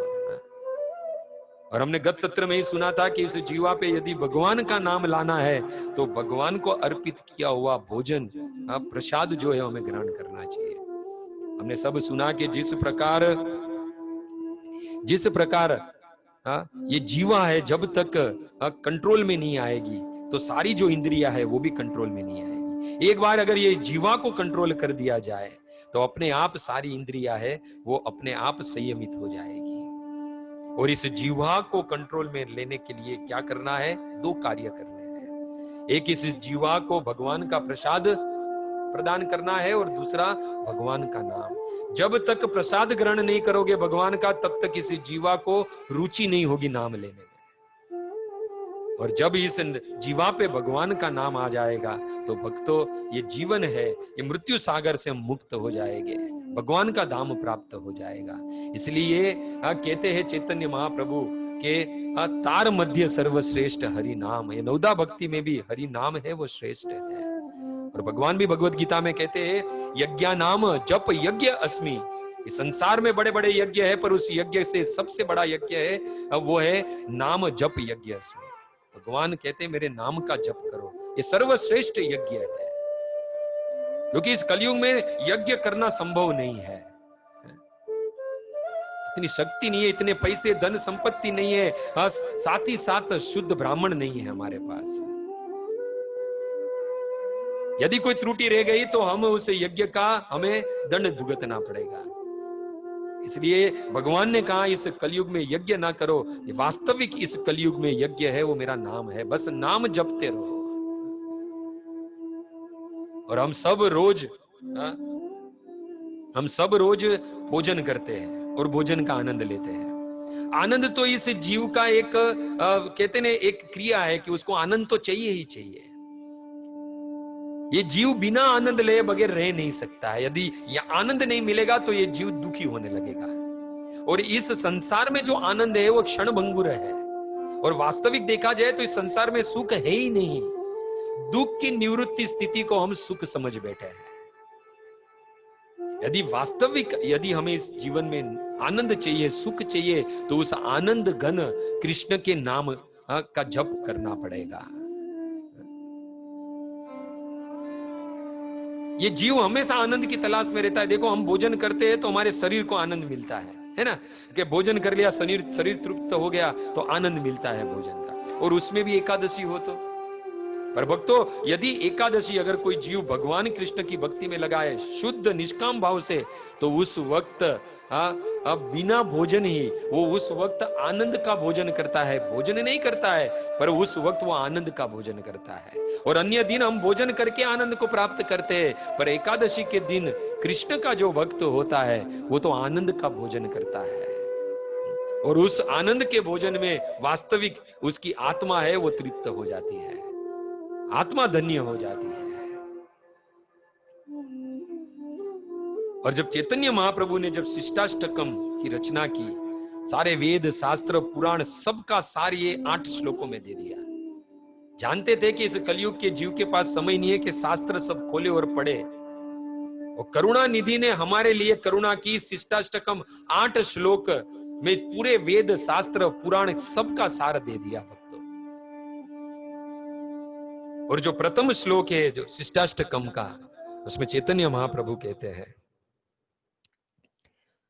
चेतो दर्पण मार्जनम भव महा दावाग्नि निर्वार्पणम श्रेय केरव चंद्रिका वितरणम विद्यावधू जीवनम आनंदम बुद्धिवर्धनम प्रतिपदम पूर्णामृतम आस्वदम सर्वात्मना स्नपनम परम विजयते श्री कृष्ण संकीर्तनम श्री कृष्ण संकीर्तनम। चैतन्य महाप्रभु कहते हैं शिष्टाष्टम के प्रथम श्लोक में, कहते हैं कि भगवान का ये जो 8 श्लोक है वो 8 श्लोक का सार देखा जाए तो सारे वेद पुराण शास्त्र का सार ये शिष्टाष्टकम है। और ये शिष्टाष्टकम के जो 8 श्लोक है उसका सार है ये प्रथम श्लोक। और इस प्रथम श्लोक में ही चैतन्य महाप्रभु भगवान के नाम और भगवान के नाम संकीर्तन की महिमा गा रहे हैं। कहते हैं कतम भूतम कीर्तनम, ये कीर्तनम कैसा है, संकीर्तन कैसा है, भगवान का नाम जपना कैसा है, तो उसकी महिमा बताते हुए ये प्रथम श्लोक में चैतन्य महाप्रभु ये संकीर्तन की भगवान के नाम की महिमा बताते हैं। और बताते बताते 7 बात बताते हैं। इसमें 7 वस्तु से इस भगवान के नाम संकीर्तन की महिमा चैतन्य महाप्रभु इस शिष्टाष्टकम के प्रथम श्लोक में गाते हैं। कहते हैं सर्वप्रथम के चेतो दर्पण मार्जनम, ये भगवान का नाम और भगवान का नाम संकीर्तन कैसा है, तो कहते हैं चेतो दर्पण मार्जनम, जिस प्रकार ये हम कोई आईना होता है, दर्पण होता है, उसको साफ करते हैं, जब कोई लिक्विड या कोई सोप से उसको साफ करते हैं, ठीक उसी प्रकार हमारा जो चित्त है, चित्त रूपी दर्पण, जिसमें कई जन्मों से काम क्रोध लोभ मद मात्सर्य रूपी धूल जमी है, उस धूल को साफ करने के लिए यदि कोई साधन है, जैसे इस भौतिक जगत में दर्पण साफ करने के लिए मार्केट में बहुत सारे साधन मिलते हैं, पर वास्तव में इस हृदय रूपी चित्त रूपी दर्पण को साफ करने का एक और एकमात्र साधन है, वो है भगवान का नाम, भगवान का नाम संकीर्तन। चैतन्य महाप्रभु कहते हैं चेतो दर्पण मार्जनम, सर्वप्रथम अपनी जीवा पे जब भगवान का नाम आता है तो सर्वप्रथम होता है हमारा चित्त जो होता है, हमारा हृदय है वो शुद्ध हो जाता है, काम क्रोध लोभ मद मात्सर्य रूपी धूल से शुद्ध हो जाता है। इसलिए कहते हैं प्रथम फल क्या है, प्रथम लाभ क्या है भगवान का नाम और नाम संकीर्तन करने का, तो कहते हैं चेतो दर्पण मार्जनम। दूसरा कहते हैं भव महादावाग्नि निर्वार्पणम, कहते हैं इस संसार में जो आग लगी हुई है, ये दुखों की तप्त दग्ध जीव इस आग में जल रहा है, इस आग को शांत करती है ये भगवान का नाम, भगवान का नाम है वो इस आग को शांत करता है। ठीक उसी प्रकार जिस प्रकार जंगल में जब दावाग्नि लगती है तब अचानक भगवान के द्वारा जो वर्षा होती है, उस वर्षा से वो जंगल की आग बुझ जाती है। ठीक उसी प्रकार जीव के ये तप्त दग्ध जीव जो कलयुग में जो दुखों के अग्नि में फंसा हुआ है, उस दुखों भरी अग्नि से उस अग्नि को शांत करने का साधन वास्तविक ये भगवान का नाम है, भगवान का नाम संकीर्तन है। तीसरी महिमा गाते हुए कहते हैं श्रेय केरव चंद्रिका वितरणम, जिस प्रकार चंद्रमा शीतलता प्रदान करता है, शांति प्रदान करता है, ठीक उसी प्रकार भगवान का नाम भी हमारे जीवन में शांति और शीतलता प्रदान करता है। और कहते हैं आनंदम बुद्धिवर्धनम, वो आनंद को बढ़ाने वाला है। और वो आनंद कैसा बढ़ता है, तो कहते हैं प्रदीप पतिप्रदम, प्रति पदम पूर्ण अमृत आस्वादन। वो आनंद है वो हर कदम पे बढ़ता है, और वो आनंद हमें क्या देता है तो कहते हैं अमृत का आस्वादन करवाता है। ये भगवान का नाम है, ये अमृत के समान है भक्तों। और अंत में कहते हैं सर्व आत्मा स्नपन परम विजयते। ये संसार में अगर परम विजय को प्राप्त करना है, इस दुखों पे विजय प्राप्त करना है, अपनी इंद्रियों पे विजय प्राप्त करना है, तो ये भगवान का जो साधन, जो नाम है, जो संकीर्तन है, वो सबसे उत्तम साधन है। समस्त संसार के सभी कार्यों में विजय हासिल करवाता है। और भक्तों, संसार पे विजय प्राप्त करने का एक भक्त का मन नहीं होता है। भक्त का भाव क्या होता है? वो अपनी इंद्रियों पे विजय प्राप्त कर ले, अपनी इच्छाओं पे विजय प्राप्त कर ले, और अपनी इंद्रियों और अपनी कामनाओं पे विजय प्राप्त करना है। तो चैतन्य महाप्रभु कहते हैं कि भगवान के नाम और नाम संकीर्तन के अलावा अन्य कोई साधन नहीं है। इसलिए भक्तों, इस श्लोक में चैतन्य महाप्रभु प्रथम शिष्टाष्टकम के श्लोक पर चैतन्य महाप्रभु ने नाम की महिमा गाई। इस पर तो पूरा एक सत्र हो सकता है। इस श्लोक पे तो इतनी नाम की महिमा है भक्तों। जीवन में भक्ति न हो तो सब कुछ व्यर्थ है। और भक्तों, यदि जीवन में भक्ति हो, भक्ति पथ पर चल रहे हो और हरि नाम न हो, तो वो भक्ति भी व्यर्थ है भक्तों। ये समझ लेना। जीवन में बड़ी ही मुश्किल से भक्ति मिलती है, बड़ी ही मुश्किल से भक्तों का संग मिलता है। दुर्लभ है ये सब। भगवान की भक्ति सुरस्य धारा, तलवार के धार पर चलने के समान है। यदि ये भक्ति मिल जाए, भक्तों का संग मिल जाए, पर यदि मुख पर हरि नाम न हो, हाँ भगवान का नाम नहीं ये जीवा जपेगी, तो ये सारा व्यर्थ है भक्तों। मुख्य वस्तु है तप करना, दान करना, योग करना, जो भी पुण्य कर्म करो, पर उसका मूल सार क्या है? भक्ति। और भक्ति का मूल सार क्या है? हरि नाम। ये जप करते हैं, तप करते हैं, यज्ञ करते हैं, ये सबका सार है कि हमें भगवान के प्रति अनुराग उत्पन्न होए, भक्ति उत्पन्न होए। और वास्तविक ये सारे यज्ञ तप ज्ञान का सार भक्ति है। तो भक्ति का सार क्या है? भक्ति का सार है, चैतन्य महाप्रभु कहते हैं, हरि नाम। और इस कलयुग में तो हरि नाम केवल ये कलयुग में सिर्फ और सिर्फ हरि नाम ही बचा है, जो मुक्ति का साधन है भक्तों। कृष्ण प्रेम मतलब कृष्ण के नाम में प्रेम। ये समझने के लिए सर्वप्रथम हमें सुनना होगा, श्रवण करना होगा, श्रवण करना होगा। भगवान की कथा का श्रवण करना पड़ेगा। जितने ही भगवान के रूप गुण लीला का श्रवण करेंगे, उतना ही हमें भगवान के नाम में हमारी रुचि उत्पन्न होगी, श्रद्धा उत्पन्न होगी। भक्तों, चैतन्य महाप्रभु भी स्वयं राय रामानंद से कहते हैं कि आप मुझे कुछ सुनाओ। मेरा मन कर रहा है कि आपके मुख से मैं भगवान की कथा, रूप गुण लीला का श्रवण करूं, मुझे कुछ सुनाओ। चैतन्य महाप्रभु स्वयं भगवान के अवतार, कृष्ण के अवतार, स्वयं कृष्ण है, फिर भी आप देखो वो भगवान के बारे में सुनना चाहते हैं, श्रवण करना चाहते हैं। महाप्रभु राय नामानंद से कहते हैं कि कृपा करी मुझे कृष्ण तत्व आप मुझे बताओ। कृपा करी सब कृष्ण तत्व कहा आपन, आप मुझे कृष्ण तत्व के बारे में बताओ। तब राय रामानंद है वो हंसने लगते हैं, कहते हैं सन्यासी बलिया मोर न करो वध छंद। कहते हैं कि एक तो सन्यासी हो आप और आप मुझसे छल ना करो। किबा विप्र किबा नासी शूद्र केने नय, ये कृष्ण तत्व वेता से ही गुरु है।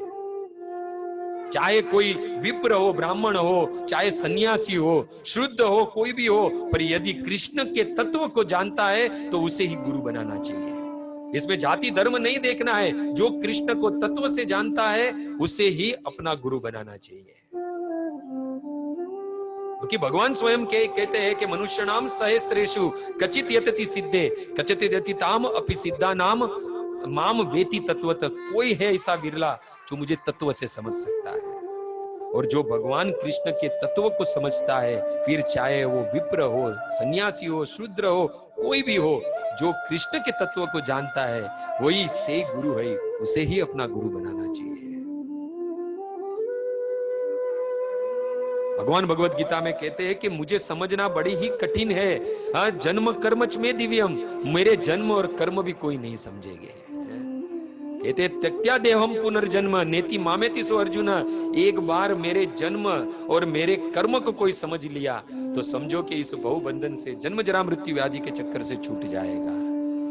भक्तों, जीवन का परम लक्ष्य है कृष्ण तत्व को समझना, कृष्ण रस को प्राप्त करना। महाप्रभु राय रामानंद से कहते हैं, मुझे कृष्ण तत्व के बारे में सुनाओ। यह भाव होना चाहिए हमें भक्तों से ज्यादा कृष्ण के बारे में सुनना। सर्वप्रथम हमें सुनना होगा, श्रवण करना होगा। सर्वप्रथम हमें एक अच्छा श्रोता बनना होगा। तो जब तक जो अच्छा श्रोता नहीं बनेगा तब तक वो अच्छा वक्ता नहीं बन सकता है।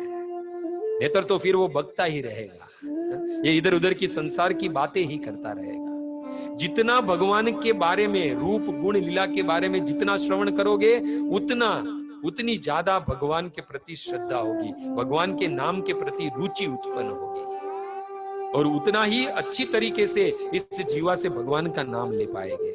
इसलिए भक्तों, भगवान का नाम इस जीवा पे आए उसके पहले इस कर्ण को भगवान की कथा का श्रवण करवाओ। ये चैतन्य महाप्रभु अपने आचरण से बता रहे हैं। तुलसीदास जी तो बहुत सुंदर कहते हैं कि जिस हृदय में हरि भक्ति नहीं, हरि नाम में रुचि नहीं, वो भक्ति तो विधवा के समान है।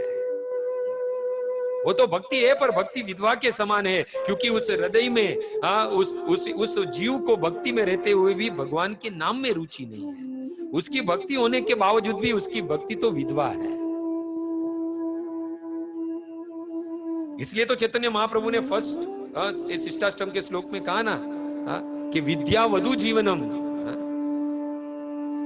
इस भगवान की नाम है, उसे वधु कहा।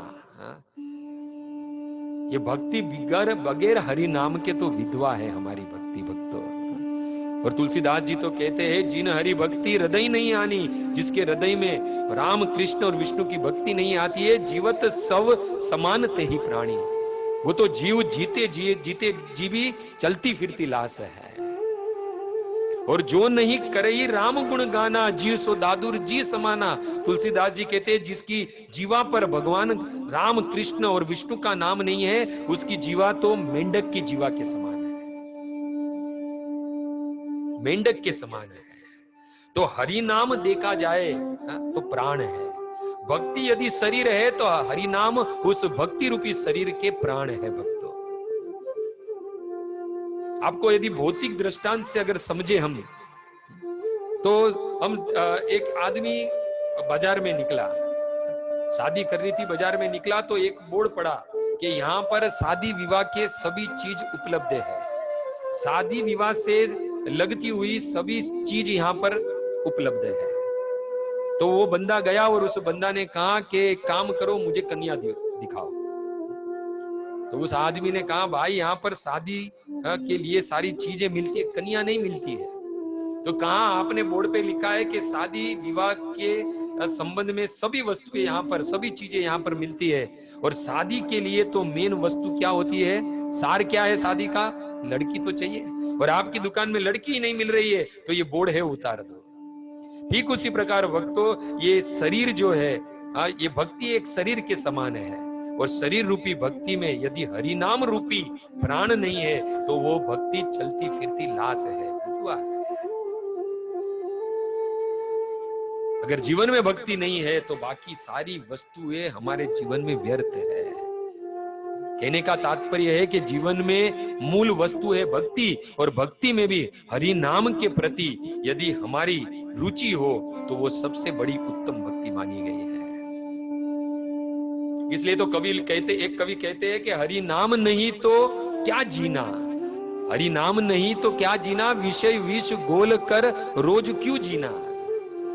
कहते हैं, अगर जीवन में भक्ति है पर जीवन में यदि हरि नाम नहीं है तो ये जीवन कोई काम का नहीं है। हरि नाम है तीर्थ हमारा, फिर तू फिरता क्यों मारा मारा।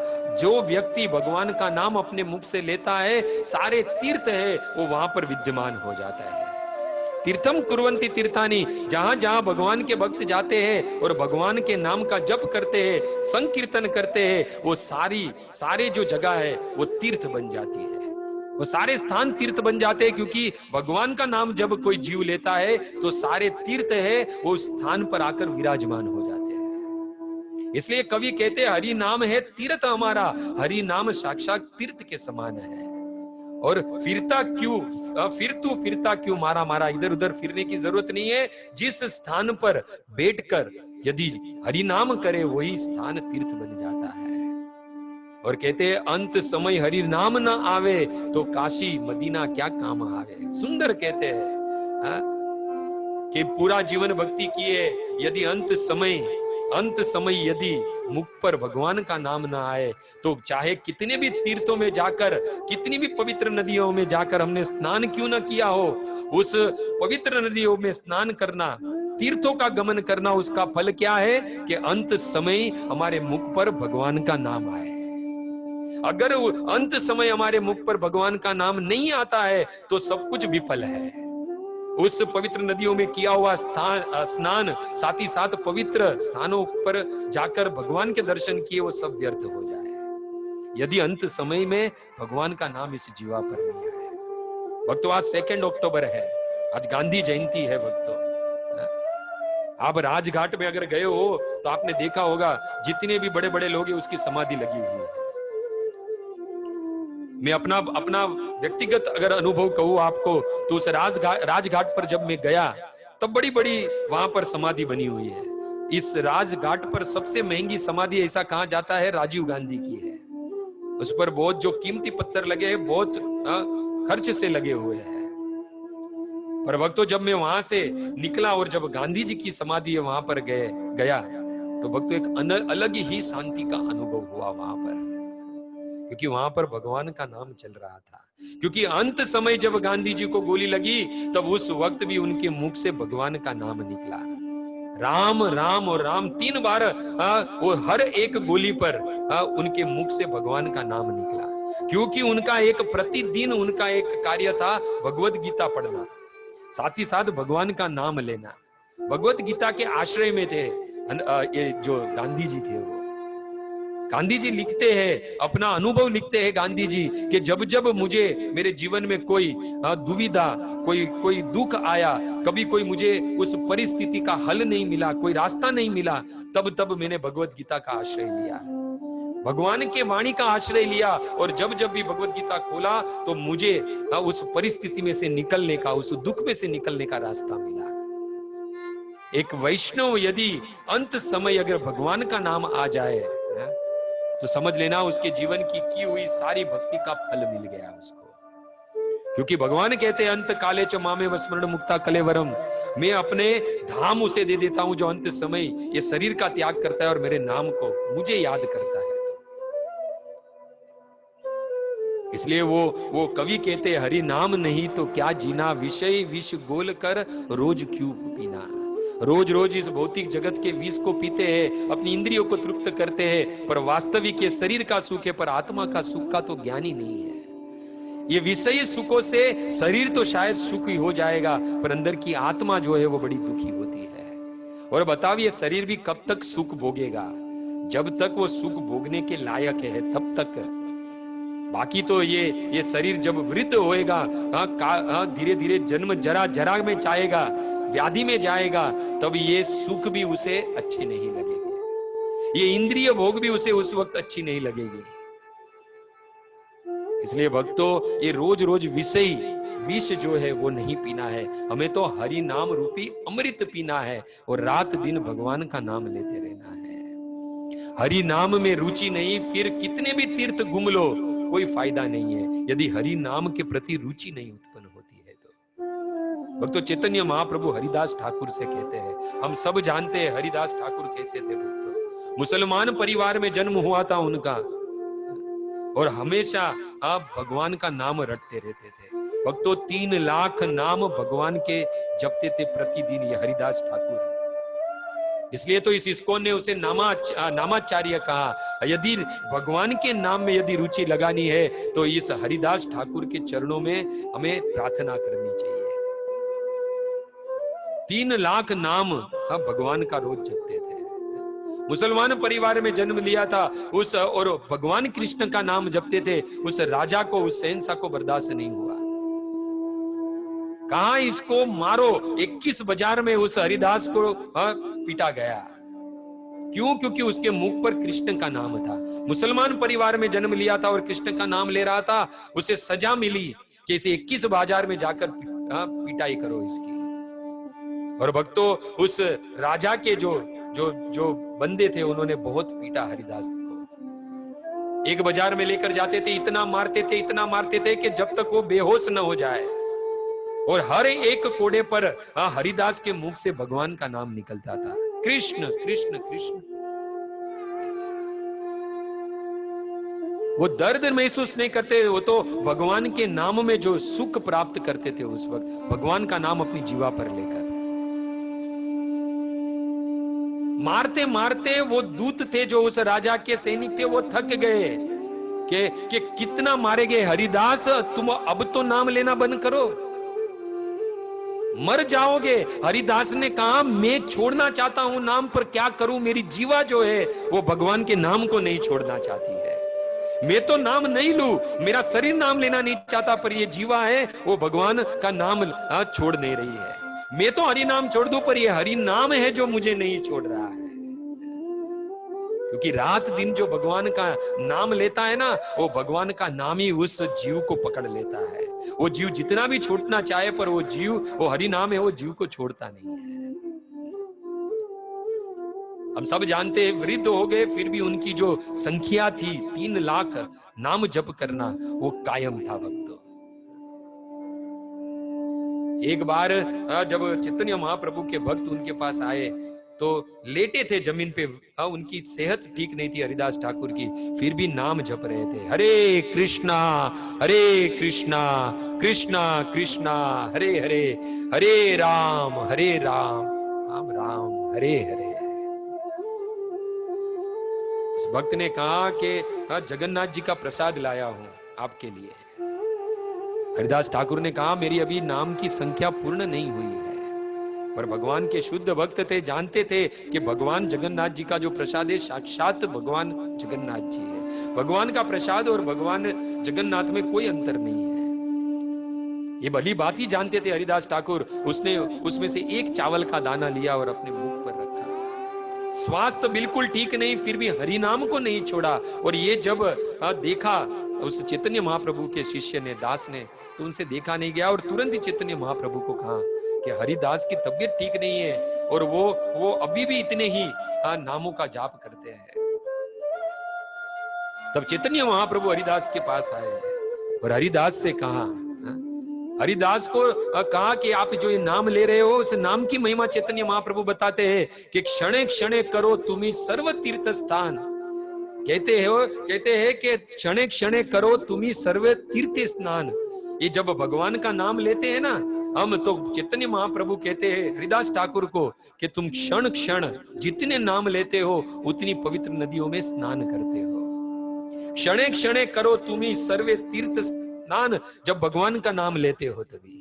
क्षणे क्षणे करो तुम्ही यज्ञ तप दान, जितना भगवान का नाम लेते हो उस हर एक नाम पर तुम यज्ञ तप और दान का जो फल है वो प्राप्त करते हो। निरंतर करो तुम्ही चारि वेदो ध्यान, जो लोग भगवान का नाम लेते हैं, साक्षात 4 वेद है, उसका जो श्रुति फल मिलता है वो फल को प्राप्त करता है जीव जब भगवान का नाम लेता है। देव मुनि है तो तुम्ही परम अपवान, कहते हैं कि जो देव मुनि से भी पवित्र बन जाते हो जब ये नाम लेते हो तभी। क्योंकि जब पुण्य एकत्रित होता है तब स्वर्ग का द्वार खुलता है हमारे लिए, स्वर्ग का सुख भोगते हैं हम। पर कहते हैं यदि नाम लिया जाए तो जो पुण्य प्राप्त करके स्वर्ग पे जाके जो पुण्यवान ऋषि मुनि जो है वो जितने पवित्र है उससे कई गुना आदमी पवित्र हो जाता है जो कृष्ण के नाम को जपता है। इसलिए कहते देव मुनि से भी पवित्र हो जाओगे अगर आप हरि नाम करोगे। देव मुनि है तो तुम्ही परम अपवान, तुम तो देव और मुनि से भी बड़े पवित्र हो गए क्योंकि तुम भगवान का नाम ले रहे हो। हरिदास, मीराबाई, नरसिंह मेहता, तुकाराम, हरिदास ठाकुर, छठ गोस्वामी हो गए, ये सब मस्त थे क्योंकि वो भगवान का नाम लेते थे, आनंद में थे, प्रसन्नता में थे क्योंकि वो भगवान का नाम लेते थे। हरिदास ठाकुर मस्त है क्योंकि वो हरि नाम में है भक्तों। वो कहते हैं मुझे काट डालो, मार डालो, खंड खंड है बे। वो जब वो उनको कोड़ा मार रहे थे, 21 बाजार में जब पीट रहे थे, तब हरिदास ने कहा मारो, मेरे टुकड़े टुकड़े कर डालो, खंड खंड होई बे, फिर भी ये जीवा भगवान का नाम लेते नहीं रुकेगी। ये है वास्तविक भगवान के नाम की शक्ति। कहा मैं तो हरि नाम बोलूंगा ही, क्योंकि हरि नाम के प्रति मेरी रुचि और अनुराग है। चाहे तुम मुझे मेरे टुकड़े टुकड़े कर डालो। भगवान भी यदि आ जाए, हरिदास एक जो भक्त होता है ना, जो भगवान के नाम में रहता है, वहां पर चैतन्य महाप्रभु आए और कहा कि आप वृद्ध हो गए, आपको इतनी नाम संख्या अभी करने की जरूरत नहीं है। आप मेरे धाम को प्राप्त हो, वो सिद्धि आपने प्राप्त कर ली है, आपको भी इतनी नाम संख्या जप करने की जरूरत नहीं है। तब भक्तों 3 लाख बार दिन में प्रतिदिन नाम लेने वाले हरिदास ठाकुर कहते हैं कि मैं तो नीच हूं, मैं तो नीच हूं प्रभु, आप कैसे भी कर मुझे नाम से, आपके नाम से मुझे अलग मत कीजिए। प्रभु मैं आपको नहीं, मैं आपके नाम को भी नहीं चाहता हूं, मैं तो सिर्फ और सिर्फ आपके नाम को चाहता हूं। मुझे अगर आप प्रसन्न हो तो मुझे आप अपना नाम दो, मेरी जीवा हमेशा आपके नाम में लगी रहे, ये आशीर्वाद दो मुझे। ये है वास्तविक भक्त। वास्तविक हरि नाम में रुचि अगर प्रकट करनी हो तो इस हरिदास का जीवन चरित्र पढ़ो। ऐसे ही इस्कॉन में उन्हें नामाचार्य नहीं कहा है भक्तों। हमारे सामने यदि भगवान आ जाए तो हम क्या क्या नहीं मांगे भगवान से, पर ये हरिदास ठाकुर कहते हैं प्रभु मुझे आप भी नहीं चाहिए, आपका धाम भी नहीं चाहिए। जो लोग मुक्ति को प्राप्त होना चाहते हैं, वो भगवान के धाम को प्राप्त करना चाहते हैं। यहाँ हरिदास ठाकुर भगवान के धाम को भी ना बोल रहे हैं, साक्षात भगवान को भी नहीं चाहिए, कहते कि मुझे तो सिर्फ आपका नाम चाहिए, बस ये मेरी जीवा रात दिन आपका नाम लेती रहे। और इतना नाम लेने के बावजूद भी अपने आप को नीच कह रहे हैं, मैं तो अधम हूं, पापी हूं मैं तो। और हम कुछ दिन कभी 16 से ज्यादा माला कर दे तो हम लोग सबको कहते हैं आज मेरी 32 माला हुई, आज 64 माला हुई, हम गर्व करने लगते हैं। ये देखो इस हरिदास के चरित्र को, रोज का 3 लाख नाम जप करने के बाद ऑलमोस्ट 198 जप होते हैं, 198 के 192 ऑलमोस्ट 22 घंटा लगता है, 21 से 22 घंटा ये 192 नाम जपने में भक्तों। और दिन में 24 घंटे 2 घंटे में ही सोना खाना सब कुछ हरिदास का हो जाता था भक्तों। और इतना सब कुछ करने के बावजूद भी अपने आप को हीन नीच अधम मानते थे हरिदास ठाकुर। ये है भक्तों समझने की बात है। इसके शिष्टाष्टकम में चैतन्य महाप्रभु कहते हैं तृणात अपि सुनी चेन तरोरेवपि सहिष्णुना अमानी न मान देने कीर्तनीय सदा हरि। भगवान का नाम जब इस जीवा पे आ जाए तो मान सम्मान सब कुछ भूल जाना चाहिए। आज चैतन्य महाप्रभु साक्षात ईश्वर उसे कह रहे हैं कि अभी तुम्हें नाम लेने की जरूरत नहीं, पर हरिदास ठाकुर कह रहे हैं प्रभु मैं तो नीच अधम हूं, बहुत पाप किए हैं और आपके नाम में ही शक्ति है कि ये पूरे सारे पाप धुल सकते हैं, तो धुल जाने दीजिए ये सारे पाप। महाप्रभु ने सर्टिफिकेट दे दिया कि हरिदास तुम सिद्ध हो चुके हो, तुम्हें नाम इतने संख्या नहीं करने की जरूरत है। फिर भी जो नियम है वो हरिदास ठाकुर ने निभाया अंत समय तक। भक्तों उसका फल क्या मिला? हरिदास ने कहा कि प्रभु मैंने इतना नाम लिया आपका, यदि आप मुझ पर प्रसन्न हो तो फल देना चाहते हो तो मुझे फल दो कि आपके पहले मैं इस भौतिक जगत, इस दुखालय जगत को छोड़ू। भक्तों उस वक्त चैतन्य महाप्रभु के आंख में से आंसू आ गए कि यदि तुम चले गए हरिदास ठाकुर, मेरे भक्त तुम चले गए तो मैं क्या करूंगा ये जीकर यहाँ पर। चैतन्य महाप्रभु रोने लगे, आज करुणा का सागर रोने लगा कि यदि मेरा भक्त चले गया मुझसे तो मैं रह नहीं पाऊंगा। हरिदास तुम यदि चले गए तो मैं भी कैसे जी पाऊंगा।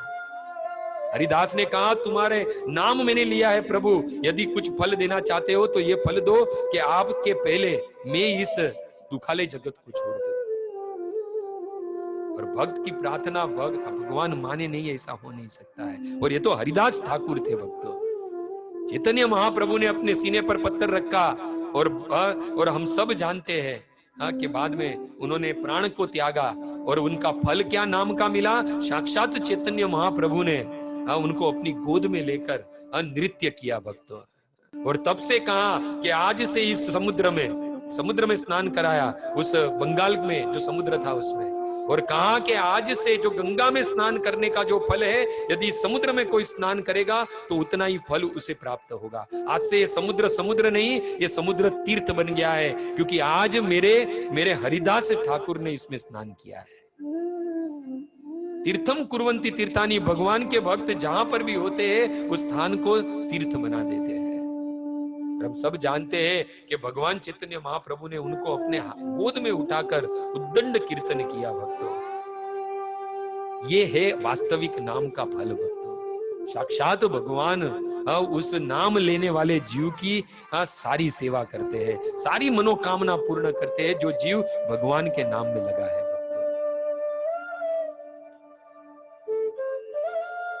इसलिए भक्तों, ये जो नाम है ना, नाम जो हम लेते हैं ना, वो नाम वास्तविक कृपा से मिलता है, और वो भी ज्यादातर ये कृपा कौन देता है? भगवान के भक्त। भगवान के भक्तों का संग करोगे, भगवान के भक्तों के सानिध्य में रहोगे, तब जाके ये भगवान की जो कृपा है ना, ये नाम हम प्राप्त कर सकते हैं। ये भगवान बहुत सारी कृपा करेगा, पर ये नाम नहीं देते हैं, क्योंकि भगवान जानते हैं यदि ये नाम जपेगा तो इसके वश में हो जाऊंगा, मेरी स्वतंत्रता छूट जाएगी। यदि ये दुर्लभ चीज चाहिए तो भगवान के भक्तों का संग करना पड़ेगा। भक्तों, ये आज हमारी जीवा पे नाम है भगवान का, तो एकमात्र एक उस भगवान परम पुरुष, ये पुरुषोत्तम मास के पूर्ण पुरुषोत्तम कृष्ण के शुद्ध भक्त श्रील प्रभुपाद की वजह से है। एक शुद्ध भक्ति है जो भगवान के नाम का दान कर सकता है। भगवान नहीं कर सकते दान अपने नाम का, इसलिए तो भगवान ने भक्त के रूप में, चैतन्य महाप्रभु के रूप में आना पड़ा। भक्तों, जब तक भगवान भी भक्त नहीं बने तब तक अपना नाम का दान नहीं कर पाए, क्योंकि जानते हैं भगवान यदि ये जीव मेरा नाम लेगा तो इसके वश में हो जाऊंगा मैं। इसलिए तो हनुमान जी के वश में राम है, क्योंकि हनुमान जी रात दिन भगवान राम का नाम लेते हैं। भक्तों, किसी के पास बाहुबल होता है, किसी के पास धन का बल होता है, किसी के पास जन का बल होता है, किसी के पास तप का बल होता है। ये सब बल लगा दो। भक्ति रसामृत सिंधु में रूप गोस्वामी कहते हैं, जब तक गुरु की कृपा नहीं होगी, भक्तों की कृपा नहीं होगी, तब तक ये हरि नाम का जो बल है, हरि नाम में जो रुचि है, वो उत्पन्न नहीं होगी। इसी चैतन्य चित्रामृत में कहा गया कि ब्रह्मांड भ्रमित कौन भाग्यवान जीव। ये ब्रह्मांड में 84 लाख की योनि में जीव भटकते रहते हैं, और उसमें से जब मनुष्य जीवन मिलता है वो तो भाग्यवान है ही, पर उसमें से भी सबसे बड़ा भाग्यवान है कि गुरु कृष्ण प्रसाद पाई भक्ति लता बीज। ये भक्ति की लता मिल जाए, और भक्ति की लता जब मिल जाती है तो भक्ति तो शरीर है, शरीर रूपी भक्ति में प्राण जो है वो हरि नाम है, और वो हरि नाम में उस भक्त की रुचि लगने लगती है। सबसे बड़ा बल है हरि नाम। कृष्ण और भक्तों से, पूर्ववर्ती आचार्यों से हमें भिक्षा मांगनी चाहिए कि प्रभु आपका नाम हमें दो, प्रभु आपका नाम दो। भगवान के भक्तों से, पूर्ववर्ती आचार्य जो हो गए हैं, इस इस्कॉन संस्था के इस गौड़ीय संप्रदाय में सबसे भीख मांगनी चाहिए, याचना करनी चाहिए वास्तव में, कि हमें भगवान का नाम दो, ये जीवा भगवान के नाम में लगे, ऐसा कुछ करो। क्योंकि सबसे बड़ा बल इस संसार में है तो वो है हरि नाम। भक्तों, आप देखो, रामायण भागवत पढ़ लीजिए आप। बड़े बड़े असुर, बड़े बड़े दैत्यों को भगवान ने मारा, कृष्ण ने मारा, पर बताओ हमारे शरीर में रहे हुए ये अलग अलग प्रकार के जो काम, क्रोध, लोभ, मद, मात्सर्य रूपी असुर है, भूकासुर, क्रोधासुर, कामासुर, ये सब हमारे हृदय में तांडव करते हैं। भगवान के ये भागवत पढ़ा, भगवत गीता पढ़ा, ये बताओ ये अंदर के रहे हुए ये जो सारे राक्षस है उसका पतन हुआ? नहीं हुआ। ये सारे असुर जो होते हैं वो सिर्फ और सिर्फ भगवान के नाम से, हरि नाम से ही मारे जाते हैं।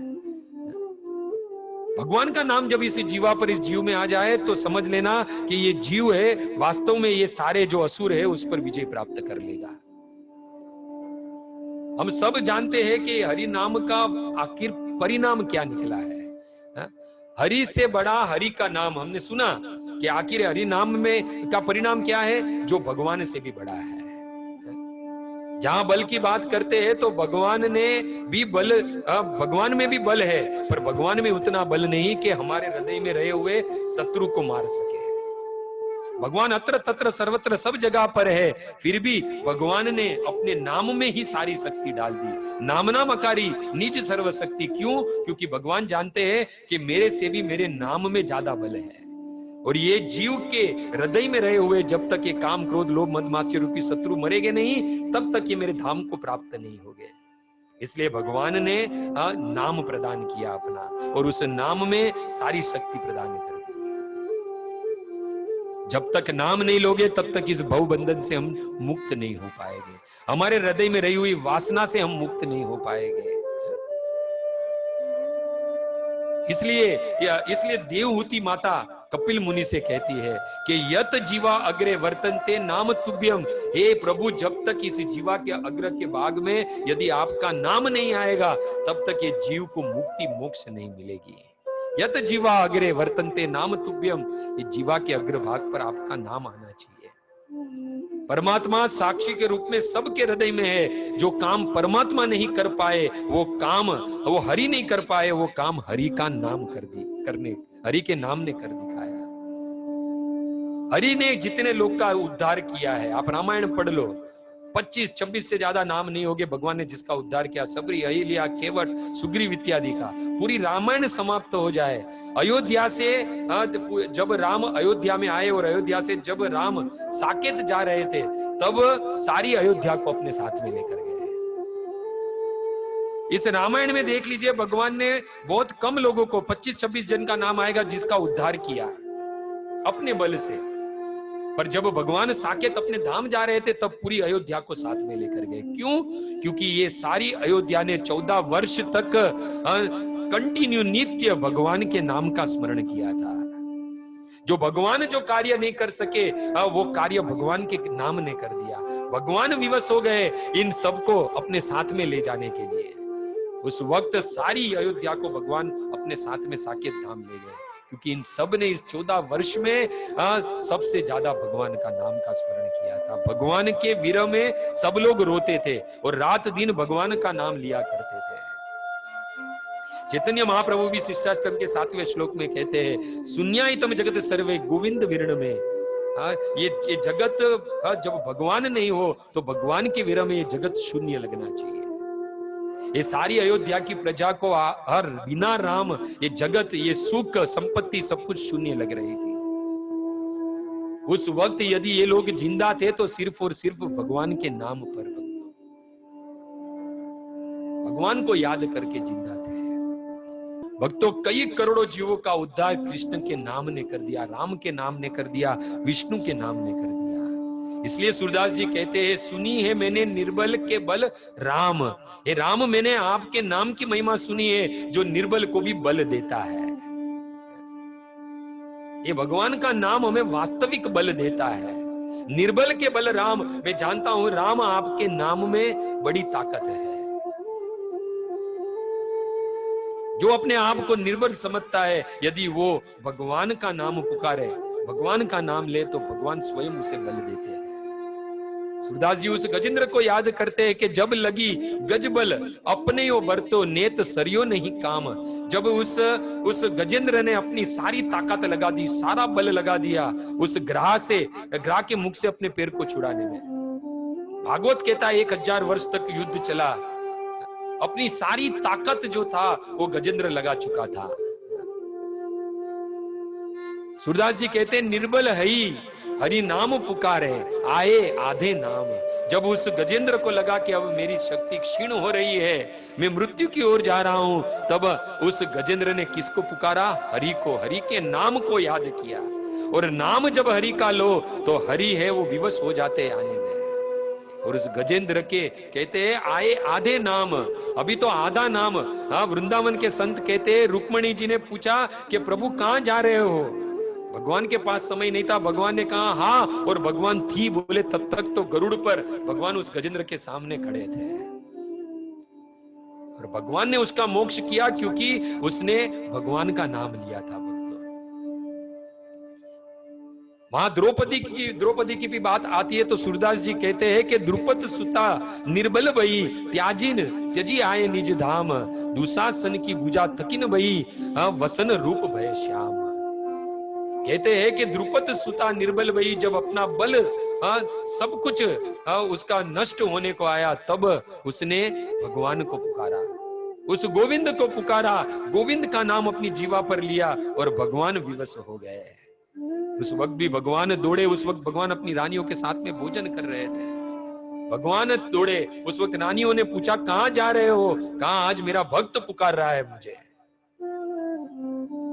गरुड़ ने कहा कि प्रभु मुझ पर बैठ जाओ, मैं तुम्हें लेके चलता हूं। हम सब जानते हैं गरुड़ जी की गति मन की गति से भी तेज है, पर उस वक्त अपने जीव की रक्षा करने के लिए कृष्ण को गरुड़ की गति भी धीमी लग रही थी।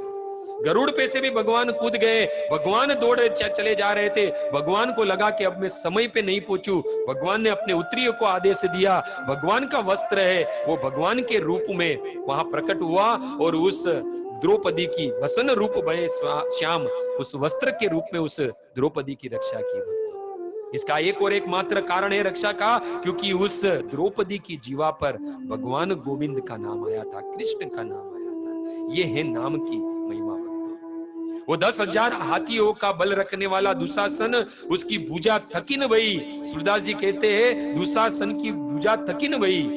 10,000 हाथियों का बल रखने वाला उस दुशासन की भुजा भी थक गई। साड़ी खींचते गया, मुंह से फेड़ निकल गए और कहने लगा कि सारी है कि नारी है कि नारी है कि सारी है, कुछ समझ में नहीं आ रहा है। क्योंकि ये तो काम कर रहा था भगवान का नाम, ये तो बल था भगवान के नाम का। इसलिए सूरदास जी कहते हैं कि अपबल तपबल बाहुबल चौथो बल है दाम। इस संसार में 4 प्रकार के बल है। अपबल यानी अपने जनों का बल, तप बल तप और सिद्धि का बल, और साथ ही साथ बाहुबल का, और चौथा है दाम बल, पैसे का बल।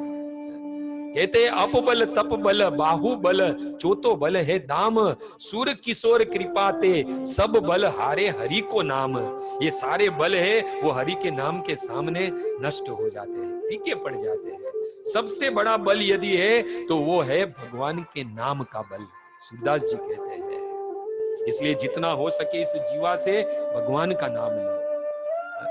गत सत्र में ही सुना था कि जीवा तो तब लग बली जब ही जप ही राम।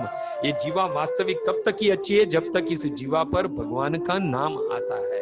और भक्तों, हम सब लोग मिलकर हमेशा भगवान का नाम लेते रहना है, जितना हो सके उतना। क्योंकि ये जीवा आखिर मिली है, माँ सरस्वती की कृपा है कि हम कुछ बोल पा रहे हैं, हमारे पास वाचा है। उस सरस्वती की देन और कृपा को, इस वाचा को यदि सही कार्य में लगाना है, सद कार्य में लगाना है, तो वो है भगवान का नाम। भक्तों, भगवान का नाम ही है जो हमें सभी दुख और दुखों से हमें मुक्त कर सकता है। इसलिए भक्तों, जीवन मिला है, पता नहीं कल की सुबह हम देख पाए या न देख पाए। कुछ लोग कहते हैं कि अभी बुढ़ापा थोड़ी आया है तो हम अभी नाम जपे। भक्तों, पता नहीं इस शरीर में अभी कितने श्वास बचे हैं। रात को सोने जाएंगे तो सुबह होगी या नहीं होगी ये भी नहीं पता है। तो भक्तों, आज का दिन, आज का ये पवित्र पुरुषोत्तम मास हमें जो प्राप्त हुआ है, जो वर्तमान समय है, बस उसमें ही भगवान का नाम लिए। ये नाम लेने का अवसर इस वानरा परिवार के द्वारा हमें मिला है। जो अभी 2 घंटे से हमारी रति मती है वो भगवान कृष्ण के नाम में लगी है, राम के नाम में लगी है। नाम भगवान का भक्तों बहुत जरूरी है, इस नाम को लेना, क्योंकि बिना नाम उद्धार नहीं है हमारा।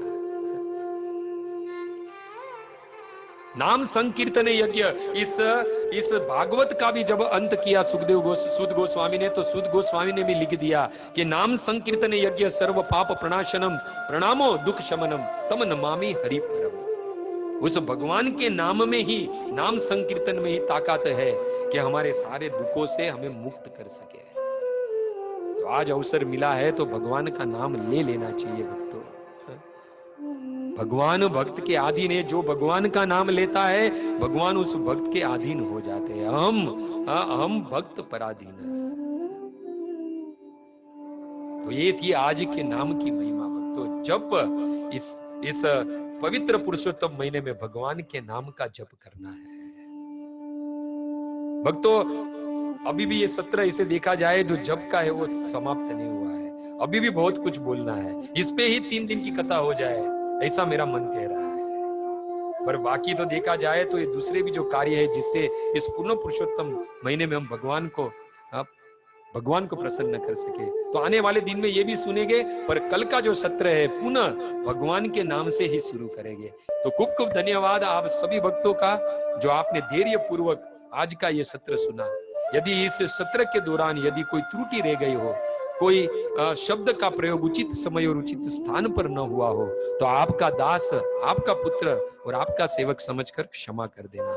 वांछा कल्पतरुभ्यश्च कृपा सिंधु भयवच पतितानां पावनेभ्यो वैष्णवेभ्यो नमो नमः। शील प्रभुपाद की जय। नामाचार्य हरिदास ठाकुर की जय।